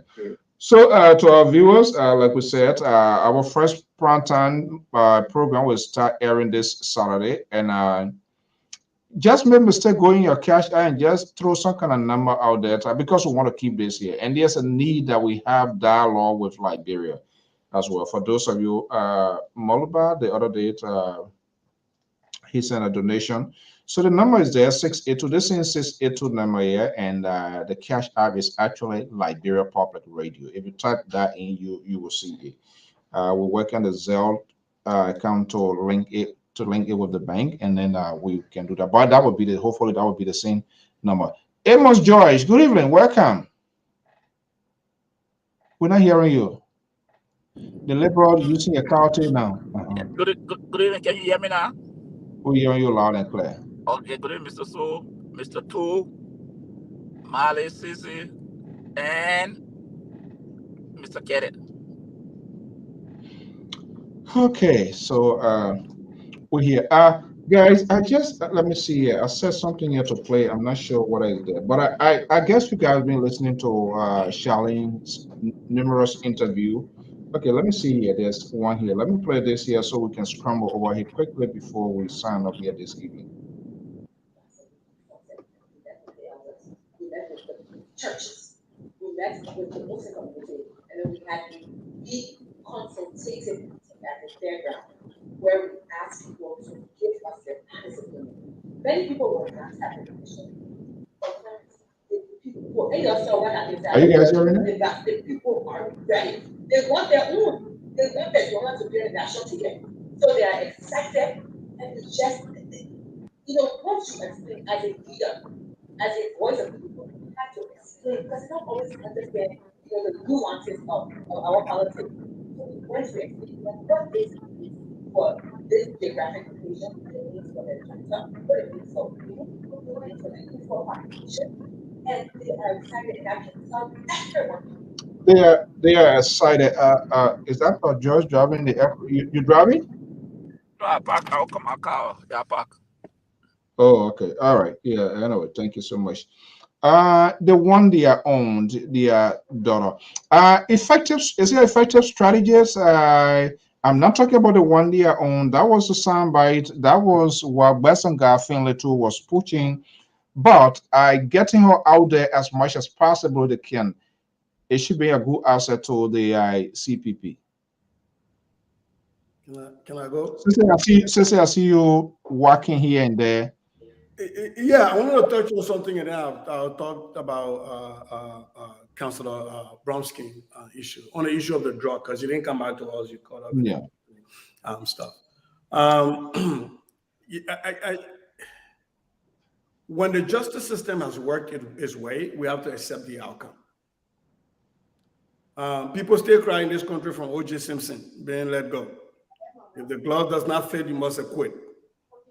But what responsible justice apparatuses and organizations do is they do an internal audit. The ambassador spoke about all of the evidence they handed over, and he said that him and the Minister of Justice, they are appalled at the outcome. So that means Fred Musa Dean also did not expect the outcome that came out.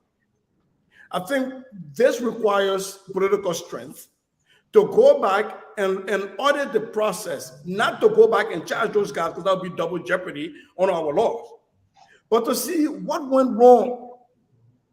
Because in this country, when people are let go their way, you have inquiries, you have commissions set up. And now you have the senators saying they're investigating how far that's going to go, what are they going to come out with. They can do that in parallel with what the justice minister does, or they can appoint an inspector general to carry out the ship. Was there a witness tampering where people bribe? And if that happened, that is a crime under Liberian law, right? Did the prosecutor present a weak evidence purposefully? If that was the case, they also can be accountable. My thing is, we got to get past this thing. Yes, this is a blemish on us as a nation, but we have to look at how did our justice system work? Did it go off the rail because of financial influence or political influence? Then we have to do that inspection, that inward retrospection, and then see how do we fix that going forward. But for me, I'm not interested in rearresting those people and carrying them back to trial, because that would be a violation of their rights under Liberian law. That's just my only thing I have to say about that. And by the way, several governments have lost several cases that we thought were slam dunk. So I think the only thing we got to do is just make sure, how do we move on? How do we find where the mistakes happen? How do we fix those and move on so that doesn't happen again? Now, on the issue of Charlene Bromsky. Oh, 1 second, caller. Go ahead. No, on the issue of Charlene Bromsky, I think she's a very smart lady, by the way, and very articulate. But the problem here that I'm seeing already is that, and I said that the other day, people were mad at me on the last show. You have to bring somebody that plugs the gaps that people are pointing to as the leader. If you are the standard bearer, your vice standard bearer have to bring something that complement you. You know, that you're missing something to bring that in. I think this whole thing about the Bassa people want their own, the Bassa people are ready and they want their own. When in the same vein, people who are surrogates of the ANC are talking about tribalism and saying tribalism is wrong in Liberia. When people accuse communists of being a stranger, they say that's tribal and tribalism is not right. We should all walk away from it. But for the vice standard, they say the Bassa people read it and they want their own. I think those are contradictions. And I'm just reading that one line from the ambassador's speech. We need to start pointing out these inconsistencies. And I think that's one of them. Okay, let me go on the line here. So we have a caller here, and I'll come back to you guys to make your case here. 210-088-0098. Good evening, caller. Yes, hello. Yeah. How you doing? Good. How are you? I come from my uncle, something too. When I want he can be using say CDC can put a phone in a mouth. Now what is the meaning of that one?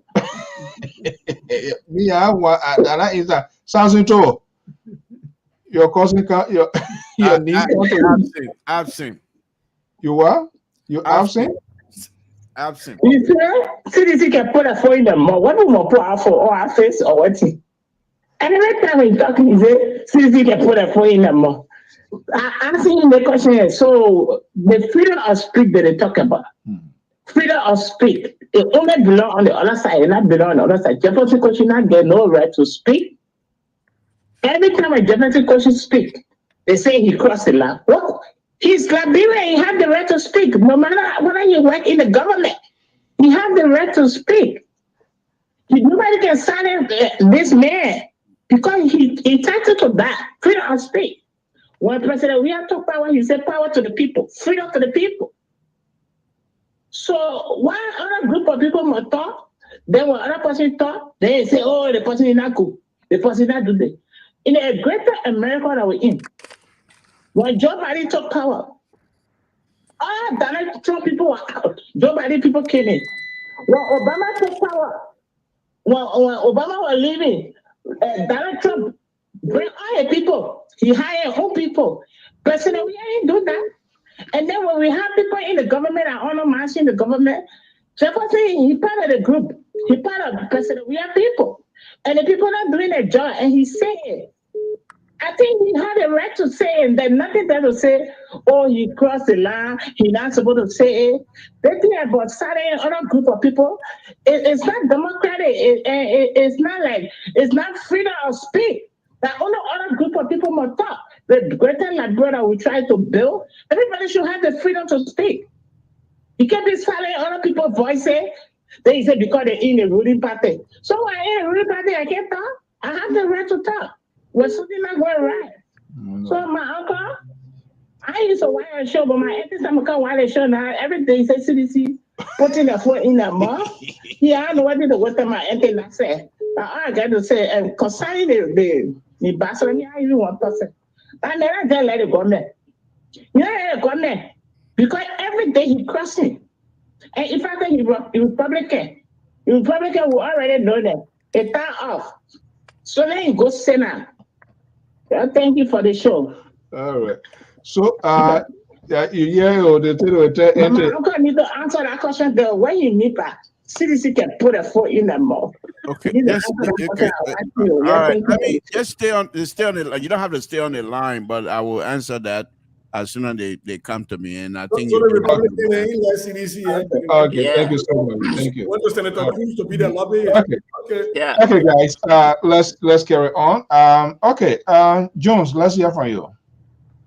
Charlene, she's going to be a good asset to the CPP. for what we know so far? Before I go to that, I just want to inform my brothers and fellow panelists that I'm having a very super good day. You come back to this But we movement. have no, I'm coming now.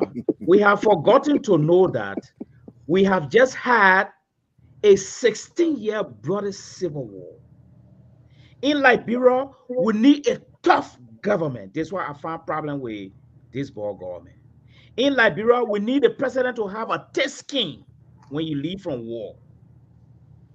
Even if it means having a capital punishment for drug trafficker who bring drug in our country like cocaine and heroin. Let's put the code in order and let that portion be there. I still stand by that, even though Keto say I'm having a bad day. But we have just come from what? There's not a normal transition thing. We need a lot to do there. So back to Charlene. I think Alexander Kumi did extraordinarily well by picking this lady. This lady, by default, I think she has become the custodian of her father political party. All the other people, like Yomblio, Dylan, Berete, these are all political strangers in the whole arrangement. That girl will continue to carry her party. But the only thing I want to support Mr. Goya on is we have said from time immemorial that the issue of political tribalism and ethnic politics should not be part of this thing again because it's destroying Liberia. So that issue of this is our own. Those are political tribalism utterances. We don't want them. We want the real message. I have not heard the real message yet. They haven't gone out of the perimeter of Mosorado County yet. Okay? The Bassa people alone cannot give them the executive mansion. But the preference of carrying her is super. And lastly, I would like for the CDC to leave the stage now for two reasons. One, there's a complete breakdown in law and order in our country. People's lives are not safe. And because of that, I want for CDC to exit. Two, for the first time in our history, I stand to be corrected. Liberia has become a transit point for dangerous drugs. And the government is all because the government is weak. So I would like for His Excellency to take his exit. Let's try other people who can put the thing under control. Because How do you want him to take an exit? Through the ballot box? No, through the ballot box. I mean, we're going away from the old days now, through the ballot box. I thought maybe you want capital punishment on him because drugs come. Okay. You know, Josh. Yes, sir. Let's bring you into this phrase here. It's better late than never. You heard Malik Jones, capital punishment. Hey, look, Mr. So, Alabama State executing people for murder. What's wrong with that? Very good. Excellent. Arizona. So let me say this. These people who are bringing those drugs in the country, do we understand the harm they're causing our brothers and sisters in our country? You know why it meant that when you walk in the street, 7, 8 o'clock, you can't pass in certain community?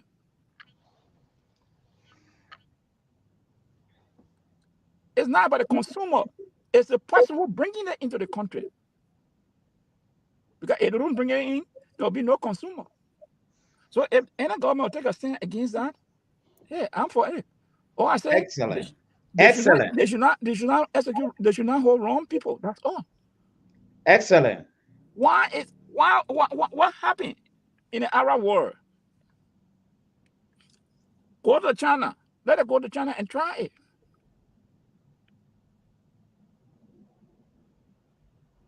Look, for me, China ain't get death penalty for drugs.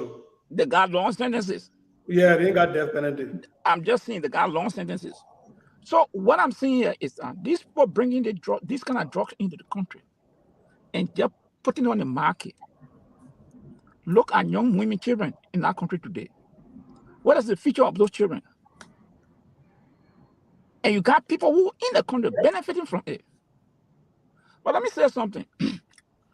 I don't know what anybody on the panel this was privileged to listen to Amber Ma, who is the spokesperson for the Supreme Court. After that verdict came down, he was on the radio. And I can find the video and send it to anybody. He said some things that make me to pause and say, hey, where are we going? He said one of the witnesses took the stand. One of the witnesses, the accused, one of them testified, took the stand. And he said in the court, he said that there are highest up in government involved in this deed. Amruma was a clerk to the Chief Justice, the former Chief Justice. I don't know, but now he's the spokesperson for the Supreme Court. He said one of the accused testified that they were higher up involved in this deed. And he explained some things that make me to say the government did this intentionally to let these people walk away. He said, on that bill of lading, none of the accused ever appeared there in court. The whistleblower, the store, what they talk about, the store was the one named on that bill of lading. And they begin the whistleblower. People, listen to Amber Ma from the Supreme Court. Okay. These are elements that make people to want to, like some of us, to say somehow involved. What's that tampering? According to Amber Ma, the government was the one that was guiding the witnesses for, I think, 80 days. So if there was anybody that went to any of the witnesses, the government might have been involved. Because they were the one who were providing security for the jurors. They were the one who were providing witnesses for those things. And last, let me just leave it on the note. I hear people talking about ambassador this and that. Again, the video is there. The ambassador to South Africa, I think was last World War, Kim was shrinking at the South African government because the government, that the Americans suspected that they have provided some arms to Russia. And the ambassador had a press conference. If you listen to our ambassador, just while McCarthy is speaking, that just our ambassador spoke to South Africa. So we should not be here, what the ambassador is insulting us. If your horse won't say the street won't buy you. If the government deem it fit to act as a responsible government, no ambassador will ever address our country like that. But because these people have reduced us to the point that anybody can talk the way they feel.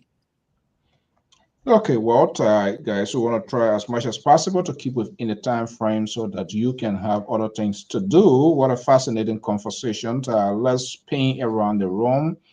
1 minute, USA 1 minute, to put the cap on the hair, and before we can go for tonight. Tomorrow is what? Thursday. The Liberal going to be here. Oh my goodness. He's going to spill out again tomorrow by himself. All right, so let's do the closing argument. Keta, what are we taking home tonight? Well, let me just piggyback on what Mr. George just said. Yeah, commentary after the fact. You know what I'm saying? Somebody coming out to say government people in the heart of it. Look, let us stop this cheap politics. We're talking about our justice system. You are not there. Anybody can come around and to throw any red meat to the public and we'll run with this. Is a credible network, and we should not be restating emphasizing what people said. I have no iota of truth in it and think we're giving information. until we're giving information out there. Andrew, whoever he is, well, he doesn't speak for the Liberian government. If you work within the government, he doesn't speak for the Liberian government. He speaks for the But court. but this the thing, yeah. But the court, the one that made the decision. So is he undermining the decision from the court? The court, the one that let the people out. So we cannot contradict ourselves. That's what I say. This is a credible network. We come here to give our people hope, inspiration. We can't come here to say what somebody said that contradicts what he worked for. And I think it's sad. But anyway, look, let us go into these elections and with positive hope for our country moving forward. We all want good for our nation, and everybody can be hopeful of their candidate or their party. But for me, I believe President Weah will be re-elected based on what he is doing in the country. I don't care what the opposition say; they have rights to everything they say. But the Liberian people will be the final judge. Anybody can be president in a month. Anybody can promote anybody to be president right in a month. But the actual time, October 10th, Liberian people will go to the box, the ballot box, and they will cast their vote. And on that day, President Weah will be will be re-elected as president for the second term. Thank you so much. That's Wharton Carter is our senior analyst and support to the work and pro-GOL supporter base in Connecticut, right here, USA. How? Should I bring Mali last, or Mali, you just want to close the chapter before we go, or you want to use this time for redemption? No, there's no room for redemption here or surrender. There's room for additional clarification. As I said from my opening statement, we have just come from a civil war. We don't need a linear government. We need a tough government, but that will work within the confine of democracy. The Weah government is too lenient, and they're not even working within the confine of democracy. The information that was just released by George, Mr. George, whenever there's a quotation, we cannot challenge that quotation. We can make a follow-up. If this man called himself the spokesperson for the court, and the court has taken the decision, and he has come to make the kind of statement, it's something that will be very interesting. I'll be very interested in to make a follow-up. Yes, because that's a very good issue.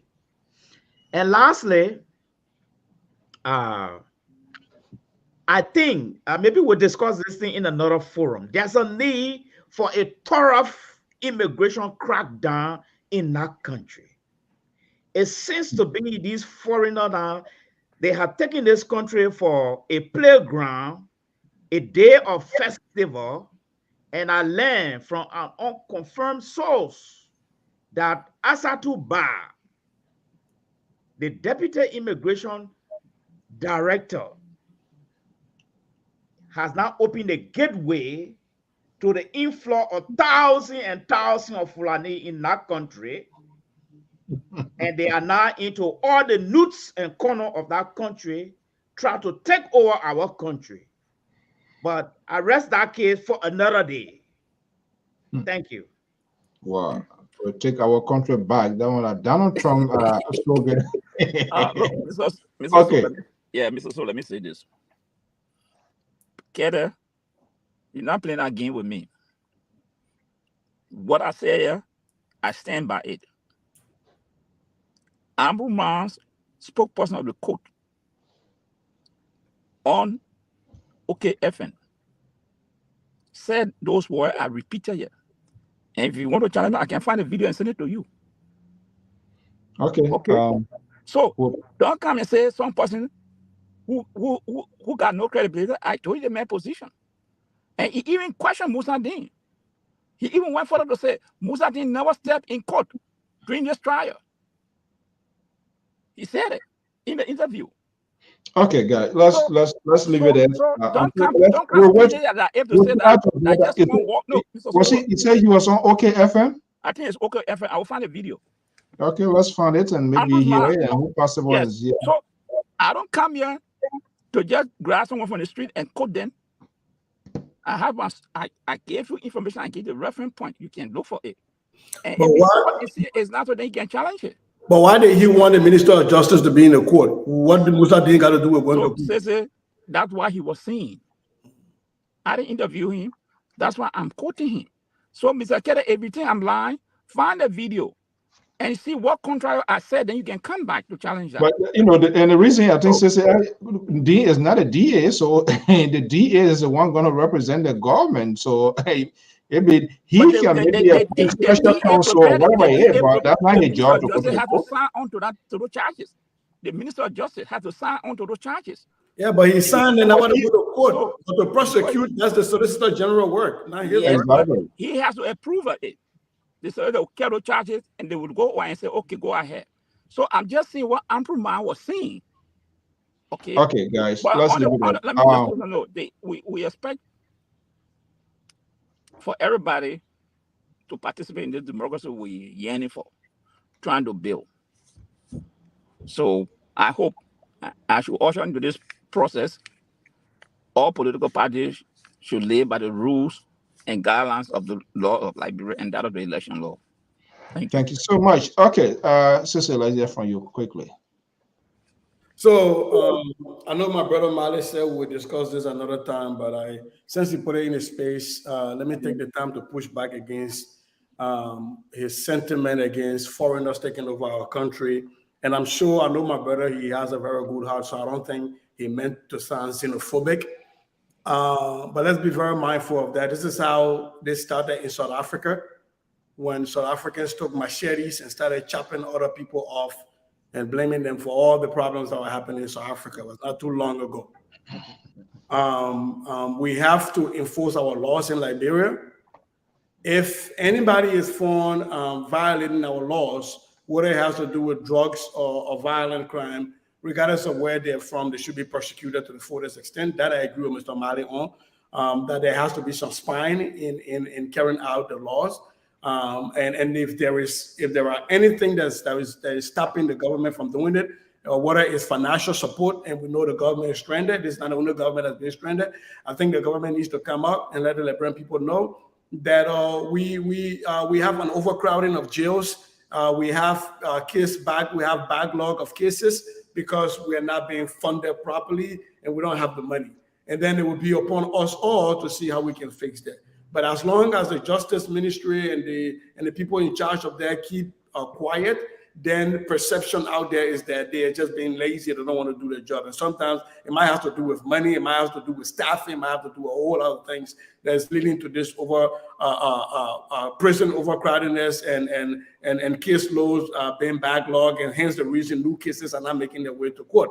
But I know my brother said we discussed this, so waiting for us to discuss that. But I just want to be careful as a Liberian who was a refugee in Guinea during the war, that we be very careful how we speak of other people when they come to our country and trying to blame them for the ills that happen in our country. The Liberal, thank you. Thank you, Mr. So I thought perhaps you've forgotten that the Liberal exists. But anyhow, that's your job. That's how you do it. This is how you treat me on this show. So I am not that much surprised. All I can say to you, Mr. So, I will take 5 minutes because you give everyone else 10 minutes almost. Mr. Dr. Mali, the Liberal is speaking and you're standing up. Oh, sorry, sir. Sorry, sir. You got a bucket there? Mr. So, thank you very much. And anyone that specifically the lady that called about me saying CDC let them put their foot in their mouth, tune into my show tomorrow and I will tell you. Mr. So, thank you very much and good night. Well, you must pick it up one call tomorrow when you call. When you call, you must pick that call. What's the clarification for that thing? For what thing? The definition. Will come watch my show tomorrow. I'll tell them what CDC putting their foot in their mouth. Say, please tell him. Say, tell him pick that Okay, one. guys. Now family fine. I'm putting my voice on. And I'm putting my Thank you and good night. All right, guys. Thank you so much. Get up, Joy, Sissy, and then Jones. Thank you so Good much. night, everybody. My brother. My God. Okay, guys. We want to thank you so much for your time and all our viewers and listeners. Your comments, your tweets always help us to do, make us to do better. Yes, definitely we work towards not just only Charlene, even Senator Cohen as well, even the principals, the principal. Hopefully, they will answer and they will accept our invitation.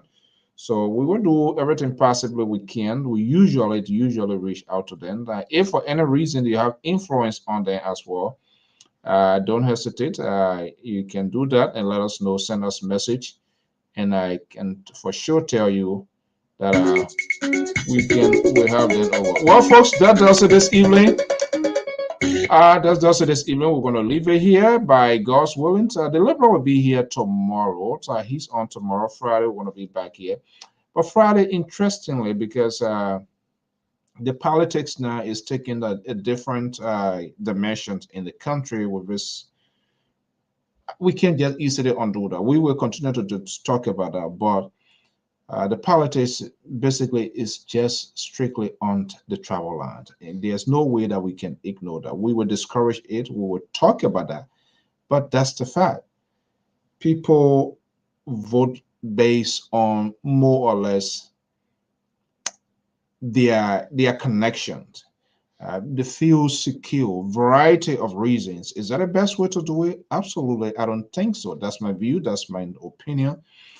And that's why it's on the basis of that the American envoy was also making those cautions and cautions the media as well, because people just grab a little bit piece that they don't even find out to get a second tier view, and they just run with it, magnify it, and then just have it exploded out there.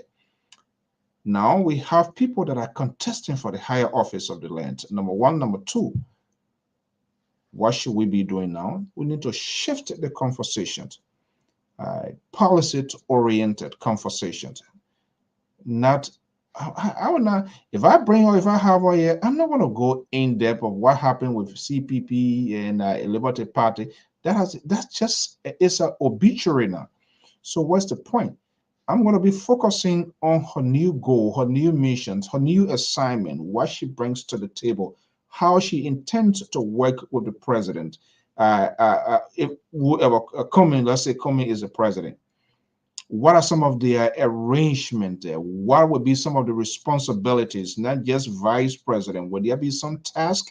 All of these questions, those are things that we need to add. Why? Because we do not want any ceremonial vice president. The positions of the vice president is not a ceremonial position.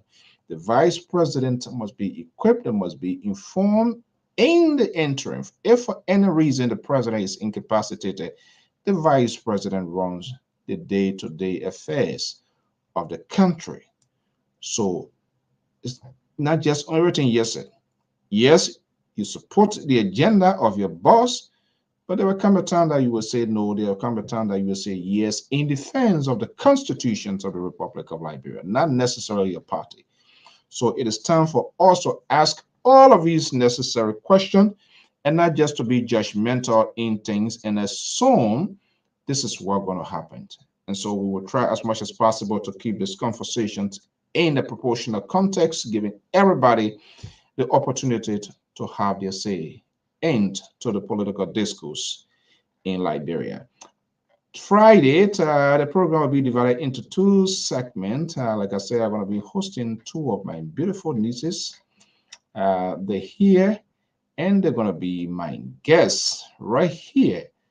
Frenchman says 100%. They are Liberians. What? Like, should I say Liberian American? They were born here, but mom and pa are Liberians. So how do we see them? How can we incorporate them in society? They have their own podcast called Says Place. Friday at 7 o'clock Eastern Standard Time. They will be appearing right here. Sisplay podcast. Sarah and Jaretta will be my guests. But the reality for a lot of us today is that as a Black family, when you're upwardly mobile and live an upper middle class lifestyle, it often means that we're the only ones in majority white spaces. And sometimes that upward mobility comes at the expense of our own psychological safety, sense of belonging, and fears about what it means for our Black children and their, sense of self.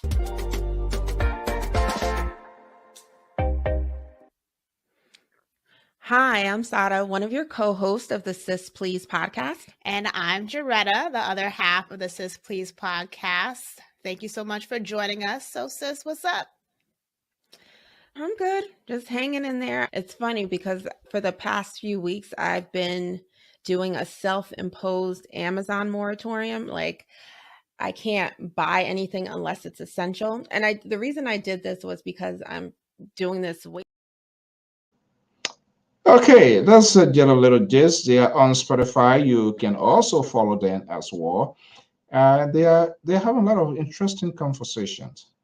We need to bring them closer as well, so as to note this. That's the sort of diversities we try to incorporate on this network. There will be a 7 p.m. Eastern Standard Time, Monday, right here. We're going to have a conversation. I want to thank you so much for your time. With 131 days to go, who are going to be the chief occupants of the executive mansion, the first branch of government? The occupant, the two challengers, Ambassador Joseph Newman Boyka, Alexander Benedict Cummings, who's who? Well, Liberia Public Radio is keeping track of everything happening. Thank you so much.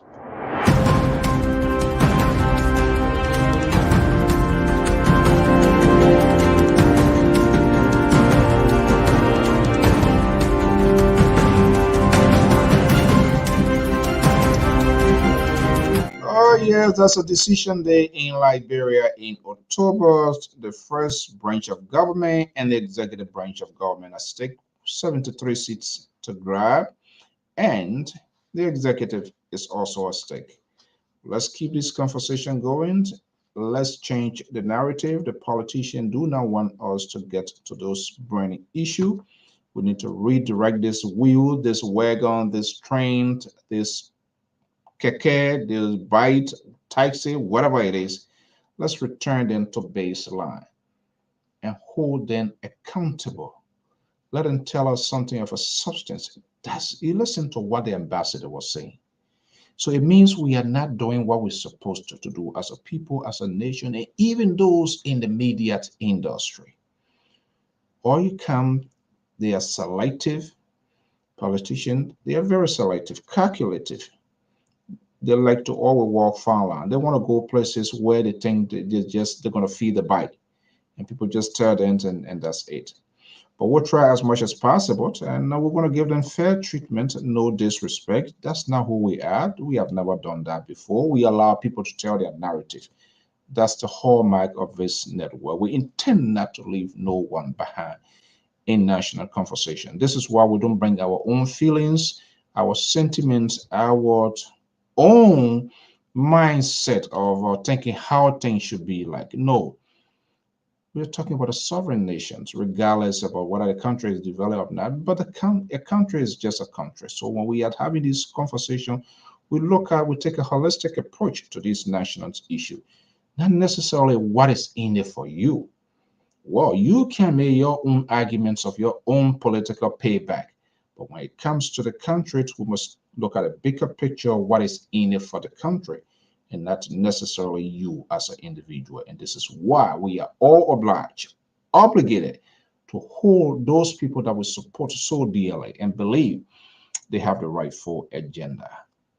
We might ask them all of the tough questions, because when they are elected tomorrow for 6 years, for 9 years, trust me, you can bring 20,000 signatures for impeachment. It will never work. It's better to do it now or leave our own with God. Do we have institutions in the country? What we expect now, civil society, organizations to begin to put things together now and create an intellectual forum where these Kennedys, they will be invited to speak on different issues. That's what we should be focusing on that.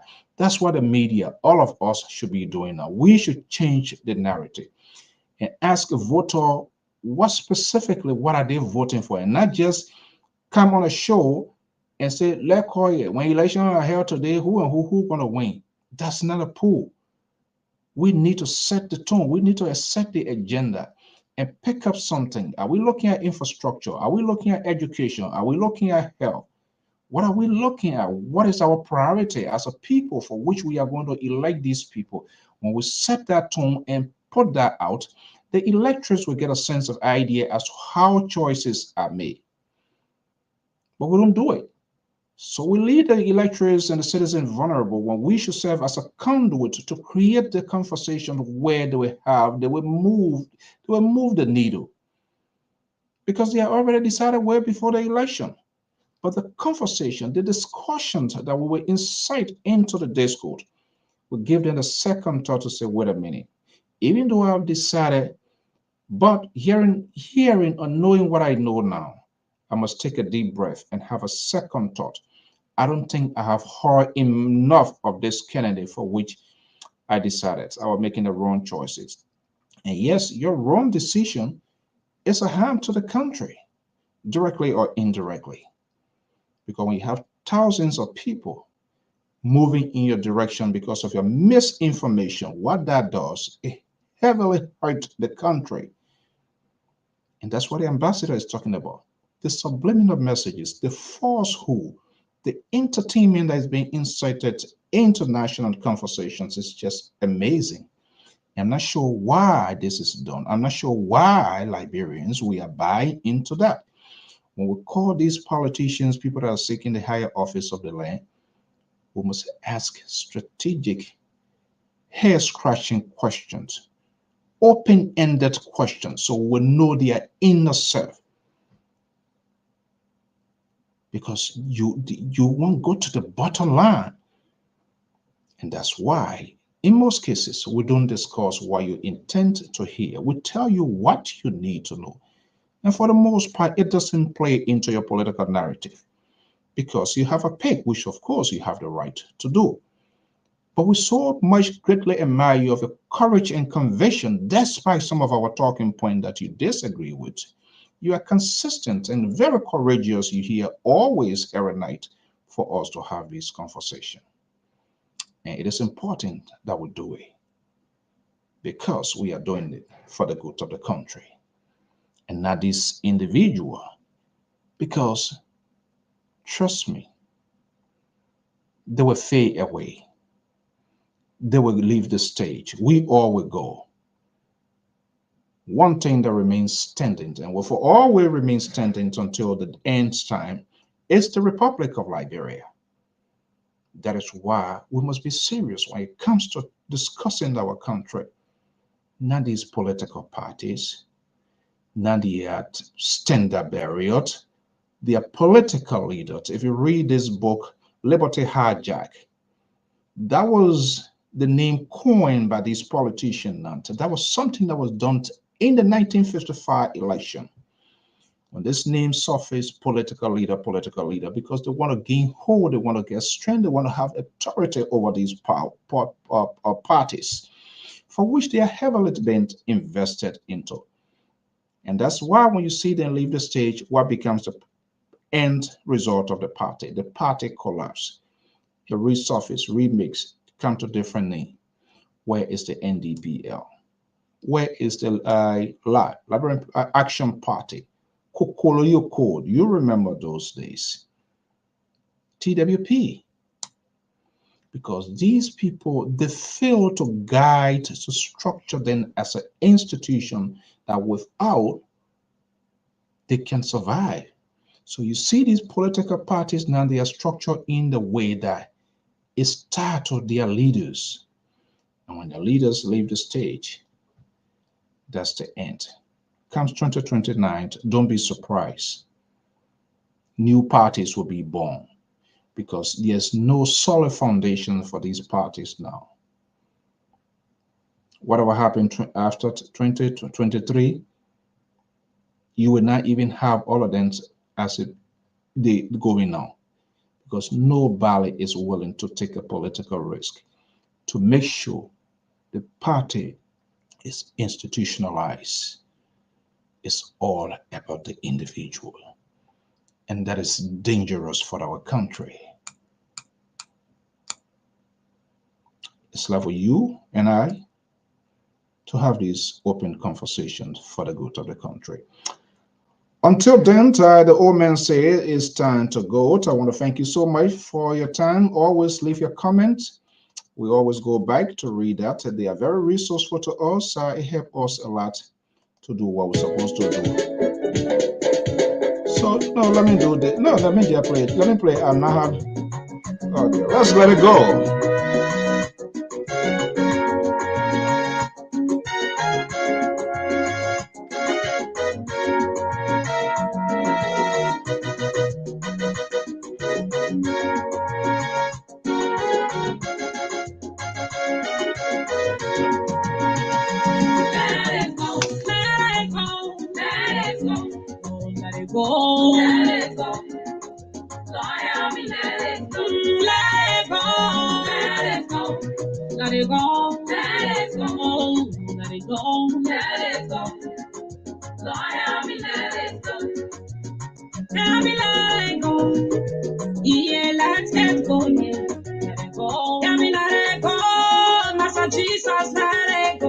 So let us go, folks. Whatever happens, let us go. Mr. Steven Slab, thank you so much. Venetia Mulba, thank you. Boy Jerry Sandy, this is Sandy right here in my own Ocean State of Rhode Island. Thank you so much. Orita, thank you so much. Mabel Tamawulot.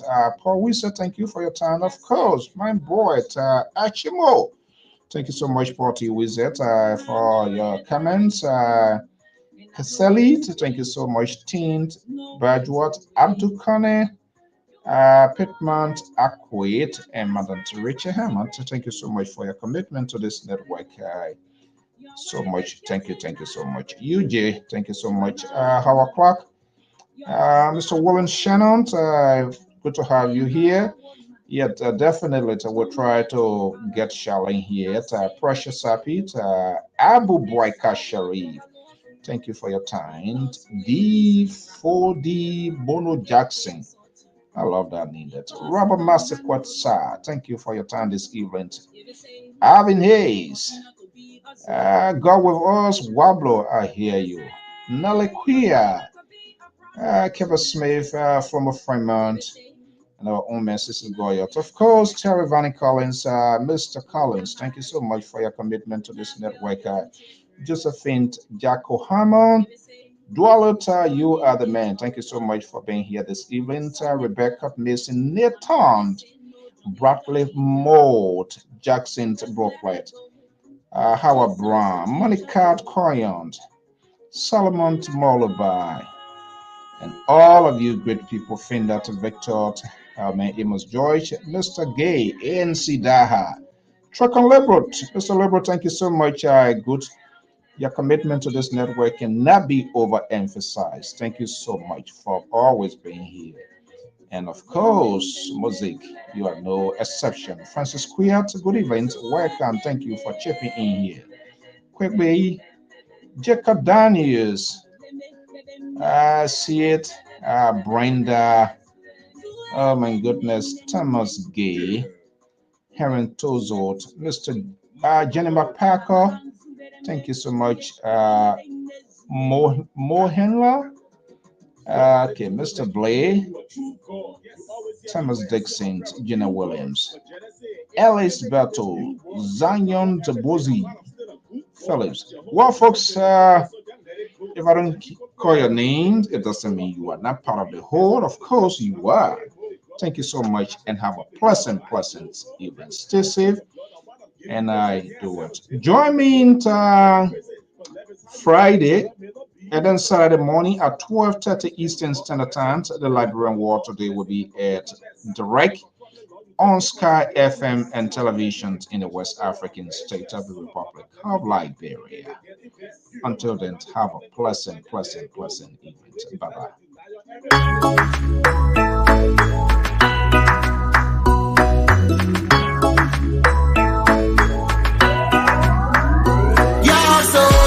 Everybody, everything's going bad. The situation getting worse. Everybody in the country getting mad. Dishonesty, poverty on the rise. The leaders them making empty promises. Promises for no damn strategy.